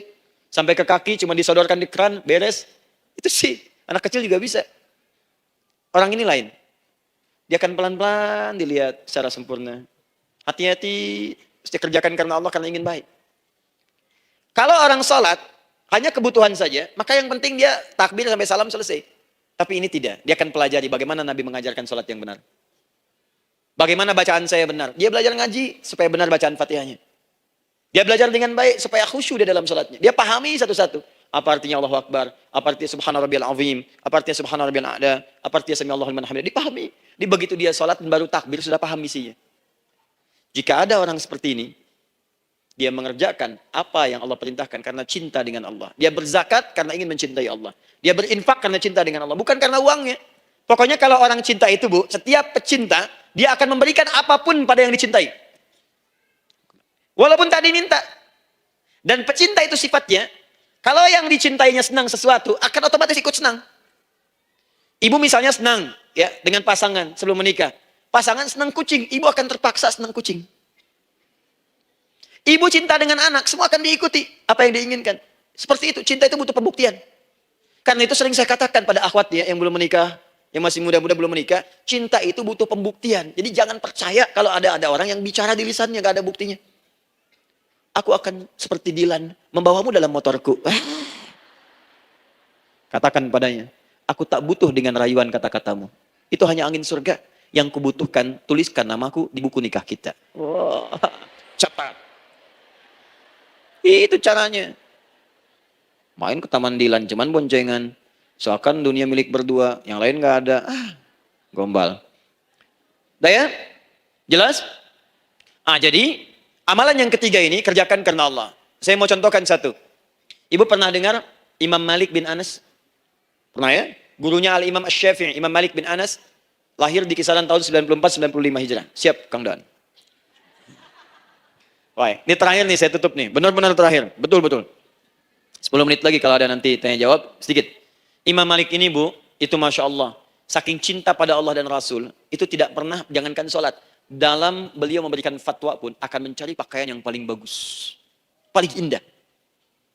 Dan beliau menjaga adab dalam menyampaikan kalimat Nabi pun, itu luar biasa. Sampai satu kali pernah pakai jubah bagus, indah, ada lebah menyengat di kepalanya, sedang menyampaikan hadis, saking hormatnya terhadap hadis Nabi, lebah itu dibiarkan menyengatnya. Enggak mau memutus kalimat Nabi, hadis Nabi, hanya untuk mengusir lebah, dibiarkan sampai tersengat. Apa yang Allah berikan kepada beliau? Allahu Akbar. Satu kali, singkat, berdiskusi dengan muridnya Al-Imam Asy-Syafi'i. Kata Al-Imam Asy-Syafi'i, ya guru, setahu saya rizki itu dicari dulu, baru dikasih. Imam Malik lebih tinggi ilmunya pada saat itu. Beliau tahu ada 8 jenis rizki. Ya Syafi'i, ada rizki yang tidak perlu dicari, Allah berikan. Wah, berdebat tuh, sampai berpisah. Setelah itu, secara singkat, Imam Asy-Syafi'i lewat di kebun anggur sedang panen anggur besar. Tiba-tiba tergerak untuk membantu, datang ke situ, bantu. Begitu selesai dikasih hadiah anggur banyak, besar-besar, indah, enak, gitu kan. Ketika diberi itu langsung senang beliau. Bukan karena anggurnya, karena merasa pendapatnya benar. Jadi begitu bekerja, baru dapat. Dibawalah anggur ini, diberikan pada gurunya. Perhatikan adabnya terhadap guru. Jadi kalau ibu adabnya bagus pada guru, keberkahan dapat, ilmunya pun menghunjam di jiwa. Imam Syafi'i nggak merasa benar, tapi memberikan sebuah jawaban dengan adab. Guru, tadi itu ada panen anggur, saya mencoba membantu. Begitu saya bantu, dikasih anggur, dikencangkan kalimatnya. Begitu saya bantu, dikasih. Dibantu dulu, baru dikasih. Kalau saya nggak bantu, saya nggak dikasih. Apa jawab Imam Malik? Imam Malik tersenyum, tertawa. Tabassama dhahika. Masya Allah, Syafi'i bahasa kita. Tadi itu saya keluar, mau ngajar. Siang-siang terik begini, saya kepikiran, ya Allah, kalau makan anggur yang enak-enak, enak banget sekarang ini. Ada anggur sekarang. Tuh. Murid berikhtiar, guru mendapatkan hasil. Setelah itu Asy-Syafi'i naik, dan jadi bintang di zamannya, sampai kekinian pun luar biasa. Dan mendapatkan barakah gurunya, seperti gurunya dapatkan, muridnya pun meraihnya. Itulah 3 cara bagi kita untuk bermohon kepada Allah. Jika ingin dipercepat oleh Allah, bisa lewat salat, bisa lewat istighfar, bisa juga dengan menciptakan amalan-amalan, atau mengikuti amalan-amalan yang dicintakan atau ditujukan untuk mencintai Allah Subhanahu wa Ta'ala. Ibu bisa paham ini? Baik. Kemudian berdoa. Tapi yang jadi masalah, Ustadz ketika berdoa, kok belum dikabulkan juga? Apa ciri doa dikabulkan? Seperti apa kita tahu doa kita dikabulkan? Itu mungkin kita bahas di episode yang berbeda, insya Allah. Ya, karena Kang Daan sudah hadir di samping saya saat ini. Baik, Kang, silakan. Ada apa ini? Ada pertanyaan? Iya, baik. Kita punya 7 menit. Alhamdulillah, udah langsung otomatis, Ustadz. Ya, silakan, Kang Daan. Langsung saja ya, mau nanya. Kita batasi 3 pertanyaan saja. Silakan. Nanti kita kumpulkan dulu, nanti Ustadz jawab sekaligus ya. Baik Ibu, tolong sebutkan nama Ibu dan pertanyaannya juga tidak terlalu panjang Bu ya. Jadi Baik, pertanyaannya apa? Udah aja gitu. Silakan, baik. Baik, Assalamualaikum warahmatullahi wabarakatuh. Waalaikumsalam. Nama saya Indri, Ustadz. Baik, Ibu. Saya sedikit punya cerita, di mana cerita ini menggiring pada pertanyaan yang akan saya ajukan. Setelah aksi 2122 saya kembali dari Jakarta ke Bandung, pakai travel. Di travel itu ada anak kecil dan ibunya yang menarik perhatian seluruh penumpang. Usut punya usut, anak kecil tersebut ternyata adabnya bagus dan sebagainya.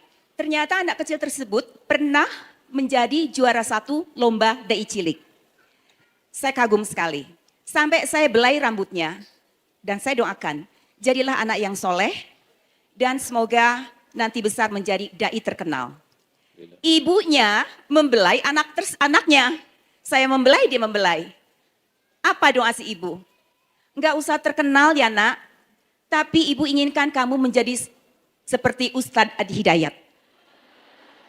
Nah, yang saya pertanyakan, tidak usah terkenal, tapi ingin seperti Ustadz Adi Hidayat. Saya nggak tahu ini paradoks seperti apa. Kan Ustadz Adi Hidayat kan terkenal. Seperti itu pertanyaan pertama. Jadi penggiringan saya pada pertanyaan ini adalah tentang puja-puji. Ustadz Adi Hidayat nggak senang puja-puji. Tapi si ibu itu adalah pemuja rahasia Ustadz Adi Hidayat. Pertanyaan itu yang pertama. Yang kedua, tadi kita bagaimana adab tentang bagaimana caranya doa cepat dikabulkan. Sekarang pertanyaan saya, Ustadz, apakah ketika kita berdoa atau istighfar, bisakah jika kita tidak mempunyai wudhu? Itu saja. Terima kasih. Baik, saya langsung jawab dulu. Langsung jawab, Ya. mangga. Saya pada bagian yang kedua dulu Bu ya. Apakah seorang berdoa itu atau beristighfar boleh dalam keadaan tidak berwudu? Jawabannya boleh, tidak masalah. Tapi berwudu itu lebih utama. Ya, karena itu Al-Imam An-Nawawi dalam kitabnya Adab Hamalatul Quran, At-Tibyan fi Adab Hamalatul Quran, menganjurkan kepada setiap ahli Al-Quran untuk menjaga wudu, termasuk ketika dia akan berdoa kepada Allah. Jadi kalau saya boleh sarankan, ibu tolong jaga wudu, jaga wudu, jaga wudu. Kalau batal berwudu, sulit berwudu, tayamum. Jaga setiap keadaan. Nah, karena keutamaan orang berwudu itu, salah satunya juga, pertama, dia akan dijaga oleh Allah dari segala jenis keburukan-keburukan, maksiat. Di orang punya wudu itu minimal, malu kalau wudunya batal, dia tahan-tahan. Untuk berbohong, dia akan dijaga supaya nggak berbohong. Untuk ria, dia dijaga. Jadi wudu itu banyak manfaatnya. Ketika orang dijaga dari perbuatan maksiat, maka hubungan ke Allahnya lebih cepat. Karena itu orang punya wudu dikabulkan lebih cepat dibandingkan dengan yang tidak punya wudu. Ya, dalam teori tadi. Tapi kalau ibu bertanya, bolehkah nggak berwudu berdoa? Boleh, dan sah hukumnya. Yang pertama tadi, saya turut mendoakan semoga anak itu baik, ibu juga baik, Ibu Indri, dan semua ibu-ibu di sini juga dalam keadaan baik. Dan anak-anaknya, cucunya insya Allah juga diberikan kemuliaan oleh Allah Subhanahu Wa Taala melebihi apa yang Allah berikan kepada saya. Mesti lebih, karena tantangan anak-anak kita di masa depan itu tidak sama dengan yang sekarang. Ya, saya pribadi selalu menyampaikan bahwa saya takut dengan Allah. Ya, saya sangat takut. Ketika dihisab nanti, orang pertama dari kalangan manusia biasa yang dihisab itu 3 golongan. 1 pendakwah, dai, ustadz, syekh, alim, habib. Yang kedua, orang kaya yang dermawan. Yang ketiga, maaf sekali, orang yang pernah berjihad. Dan banyak dari golongan ini, itu awal-awal ke neraka semua. Ke neraka semua. Hadisnya disampaikan oleh sahabat Abu Hurairah sampai 3 kali. Dan 3 kali pingsan menyampaikan hadis ini. Apa kalimatnya? Ketika dipanggil orang berilmu yang alim. Madza amilta bi'ilmik? Apa yang kamu kerjakan dengan ilmumu? Dia katakan, lillah, saya kerjakan untukmu ya Allah. Saya berdakwah untukmu. Saya kerjakan, ada penghafal Quran dan macam-macam. Kata Allah, kadzab, kamu pembohong. Pendusta. Kalau kadzib, sekali dusta. Kadzab, banyak dustanya. Disebutkan kemudian dibuka isi hatinya. Nih, kamu ini berdakwah hanya untuk popularitas. Supaya dikenal, supaya tahu macam-macam. Kamu berdakwah untuk urusan materi. Kamu berdakwah untuk dunia, dibuka semuanya. Maka ditarik ubun-ubunnya, dilemparkan ke dalam neraka. Karena itu saya melarang siapapun, orang-orang di sekitaran saya, termasuk staf-staf kami, termasuk di official TV, Akhir official, YouTube official, saya larang. Tidak boleh ada satupun kemudian punya niat untuk mempopulerkan Ustadz. Kalau ada orang kemudian, maaf datang kepada saya, bawa rekaman, bawa apa-apa, hanya untuk berniat itu, maka itu orang pertama yang saya katakan, bersaksi di hadapan Allah tidak pernah mengenalnya. Karena berat hisab saya di hadapan Allah Subhanahu Wa Taala. Ya, karena itu saya selalu menolak kalau ada tayangan-tayangan TV atau apapun yang tujuannya hanya popularitas. Itu pasti otomatis akan saya tolak. Saya wallahu a'lam, barangkali ibu itu punya pertimbangan lain, disebutkan sesuatu, tapi kalau ibu ingin ikut dengan saya atau anaknya ingin belajar, maka hal pertama yang saya katakan, jangan pernah diarahkan pada tujuan-tujuan dunia. Termasuk penghafal Quran yang sekarang ada dengan kami, itu amanat pertama saya, jangan pernah pengen jadi hafid atau hafizah. Perbaiki niat. Kalau pengen jadi hafid, ganti nama dari Husain jadi hafid. Ya, dari Nia jadi hafizah, gampang, selesai. Nah, supaya menjaga niat dengan baik. Ya, terima kasih Ibu Indi pertanyaannya. Dan mudah-mudahan anak itu diberikan kemuliaan dari Allah Subhanahu wa taala insyaallah. Alhamdulillah. Nah, ibu-ibu mohon maaf karena memang waktunya sudah jarum panjang berada di angka 12. Sebenarnya ingin tanya jawab lebih banyak lagi, tapi kita masih ada hal yang lebih penting buat kita, yaitu berdoa bersama-sama Ustadz Adi sebelum kita bubaran ya. Ustadz Adi khususnya kita semua mohon doa kepada saudara-saudara kita, kerabat kita yang pada tahun ini akan berangkat menjalankan ibadah haji dan juga kepada petugas-petugasnya yang mendampingi mereka. Mudah-mudahan diberi kelancaran dan juga berkah dari Allah Subhanahu wa taala. Baik. Pertama saya sampaikan sebelum saya tutup, pertanyaan yang sudah sampai di tangan Kang Daan itu insya Allah kami jawab. Kita nanti ada sesi juga, malam nanti ada, besok subuh juga ada. Mungkin besok subuh saya spesial jawab-jawab pertanyaan di kajian fikih ikhtilaf. Dan bila belum sampai, kami ada channel di YouTube, Adi Dayat Official, itu khusus untuk menjawab-jawab pertanyaan yang disampaikan. Nanti kita akan utarakan. Yang kedua, saya mohon Ibu bersihkan dulu hatinya, sucikan jiwanya sebelum kita bermohon kepada Allah Subhanahu wa taala, karena Allah itu Maha Suci, hanya menerima permintaan dari hamba-hamba yang suci, yang mudah untuk dikabulkan oleh Allah Subhanahu wa taala. Semoga apa yang kita sampaikan diijabah oleh Allah dan insya Allah dikabulkan sesuai dengan hajat kebutuhan kita masing-masing. Alhamdulillahirabbil alamin. الرحمن الرحيم مالك يوم الدين إياك نعبد وإياك نستعين اهدنا الصراط المستقيم صراط الذين أنعمت عليهم غير المغضوب عليهم ولا الضالين اللهم نحمدك حمدا شاكرين حمدا ناعمين حمدا يوافي نعمه ويكافئ مزيده يا ربنا لك الحمد ولك الشكر كما ينبغي لجلال وجهك الكريم ولعظيم سلطانك اللهم صل وسلم وبارك على رسولك الكريم نبيك الأمين سيدنا محمد وعلى آله وصحبه وأمته إلى يوم الدين اللهم ربنا يا الغفور الرحيم لا تدع لنا في مقامنا هذا في كل مقام ذنبا إلا غفرته. Duhai Allah, kami bermohon kepadamu, Engkau yang Maha Pengampun, Engkau yang Maha Penghapus segala dosa. Kami mengakui kami berbuat salah, kami mengakui banyak dosa kami kumpulkan, maka kami mohon kepadamu ya Allah, jangan biarkan ada satu orang pun berada di sekitaran majlis ta'lim ini, kecuali sebelum ia pulang Engkau telah ampuni segala dosa-dosanya. Engkau telah gugurkan dan hapuskan segala dosa-dosanya. Wala hamman illa farajtah.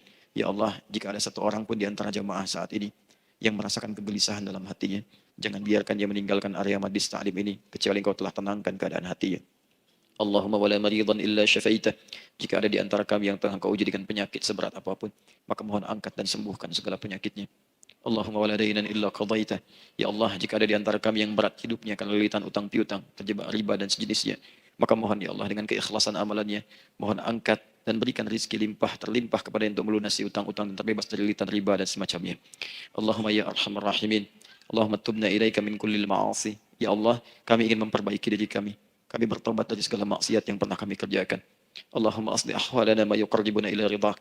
Ya Allah, kami bermohon kepadamu, mulai hari ini, mohon bimbing kami untuk memperbaiki diri, supaya kami bisa lebih dekat denganmu ya Allah. Allahumma asli azwajana. Ya Allah, kami mohon, sayangi dan perbaiki ya Allah, akhlak suami-suami kami. Ya Allah, mohon bimbing suami-suami kami jadi suami yang baik, membimbing keluarga menjadi keluarga yang saleh. Allahumma ya Allah, Allahumma arsyad wa aslih ya Allah azwajana, zawjatina.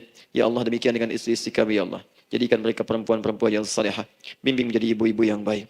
Allahumma abnana, auladana, dzurriyyatina. Allahumma aslih lahum ya arhamar rahimin yakunu salihin, liyakunu su'ada fid dunya wal akhirah.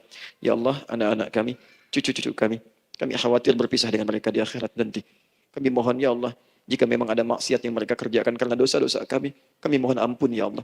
Perbaiki anak-anak kami, bimbing cucu-cucu kami ya Allah. Jadikan mereka anak-anak saleh, anak-anak yang bisa memberikan mahkota kepada kami di akhirat ya arhamar rahimin. Kami malu dengan anak orang lain yang telah hafal Al-Quran. Kami malu dengan anak orang lain yang telah mampu tahajud. Kami malu dengan anak orang lain yang telah bisa membaca Al-Quran dengan baik. Sedangkan anak kami masih sibuk dengan dunia ya Allah. Kami takut bila wafat tidak bisa memberikan petunjuk kepada mereka dengan izin-Mu. Allahumma ya arhamar rahimin. Allahumma idza kana hunalika baqiyat ayyamina faj'al baqiyata ayyamina ya Allah hayatan thayyibah. Duhai Allah, kami bermohon kepadamu, jika memang terbentang masa kehidupan bagi kami sampai dengan hari esok, maka mohon jadikan sisa-sisa hidup kami lebih baik daripada hari-hari yang sebelumnya. Wa idza kana hadzal yaum min akhir ayyamina faj'al ya Allah hadzal yaum husnal khatimah. Ya Allah kami mohon, jika memang hari ini adalah hari terakhir kami hidup dan harus kembali kepadamu untuk wafat, mohon jadikan di hari ini kami husnul khatimah. Allahumma qawwi lisanana ila kulli kalimat at-tauhid la ilaha illallah Muhammadur Rasulullah. Ya Allah kami mohon, jika kelak kami akan wafat, ringankan lisan kami untuk mengucapkan kalimat tauhid la ilaha illallah Muhammadur Rasulullah. Wa ajib kalimatan bi qawlika ya ayyatuhan nafsul mutmainnah irji'i ila rabbika radiyatan mardiyah fadkhuli fi ibadi wa dkhuli jannati. Ya Allah, kami mohon kelak nanti dalam sakaratul maut nanti, jika kami bermohon kepadamu dengan kalimat tauhid la ilaha illallah, mohon jawab kalimat kami ya Allah dengan panggilanmu yang indah. Ya ayyatuhan nafsul mutmainnah, hai jiwa yang sudah tenang, irji'i ila rabbika radiyatan mardiyah, hai cepat pulang menghadap kepada Rabbmu. Cepat pulang menghadap kepada Rabbmu. Cepat pulang menghadap kepada Rabbmu. Aku ridha dengan semua amalmu, engkau pun akan ridha dengan semua pemberianku. Adkhuli fi ibadi wa adkhuli jannati. Engkau aku masukkan dalam golongan hambaku, aku siapkan surga untuk menyambutmu. Allahumma ishtaqna bi Rasulillah sallallahu alaihi wasallam. Ya Allah, kami rindu sekali dengan Rasulullah sallallahu alaihi wasallam. Lam na'ish ma'ahu fil hayat wa lam narahu fil manam. Kami belum pernah hidup bersama beliau di dunia, tidak mampu menatapnya di alam mimpi.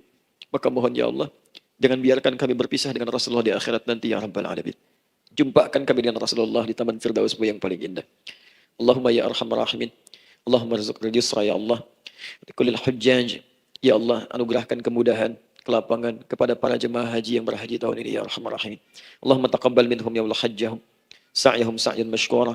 Wa dhanbahum dhanban maghfura. Wa tijaratahum tijaratan lan tabura. Ya Allah, jangan sia-siakan pengorbanan fisik mereka, biaya mereka, waktu mereka, tenaga mereka, emosi mereka. Terima haji mereka ya Allah. Jadikan sa'i mereka berhasil, tawaf mereka benar.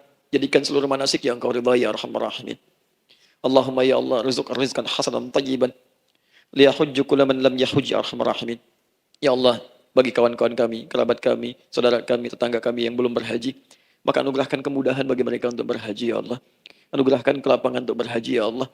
Sekalipun memang tidak terbuka kesempatan itu, maka mohon anugerahkan sifat mabrur kepada kami, sekalipun tidak mendapati ibadahnya. Allahumma ya arhamar rahimin. Allahumma rizqna ya Allah nikmatan salihah. Ya Allah, anugerahkan kepada kami nikmat untuk menjadi orang saleh di dunia dan kembali kepadamu di akhirat dalam keadaan saleh. Alhiqna bis salihin ma'al ladzina an'amta 'alaihim minan nabiyyin was-siddiqin wasyuhada was-salihin wa hasuna ulaika rafiqa. Ya Allah, kumpulkan kelak kami di surga dengan para nabi, orang-orang saleh, para syuhada, orang-orang yang benar di hadapanmu. Itulah nikmat terbaik yang mampu kami dapatkan. Allahumma ya Rabb, Allahumma aslih Allah qulubana, ati anfusana taqwaha, wa zakkiha anta khairu man zakkaha, anta waliyuha wa maulaha. Ya Allah, jika memang kami telah Engkau anggap baik sampai dengan pagi hari ini, maka mohon jaga kami dalam keadaan baik sampai wafat ya Allah. Berikan kami kekuatan untuk istiqamah, jauhkan kami dari pengaruh nafsu ya arhamar rahimin.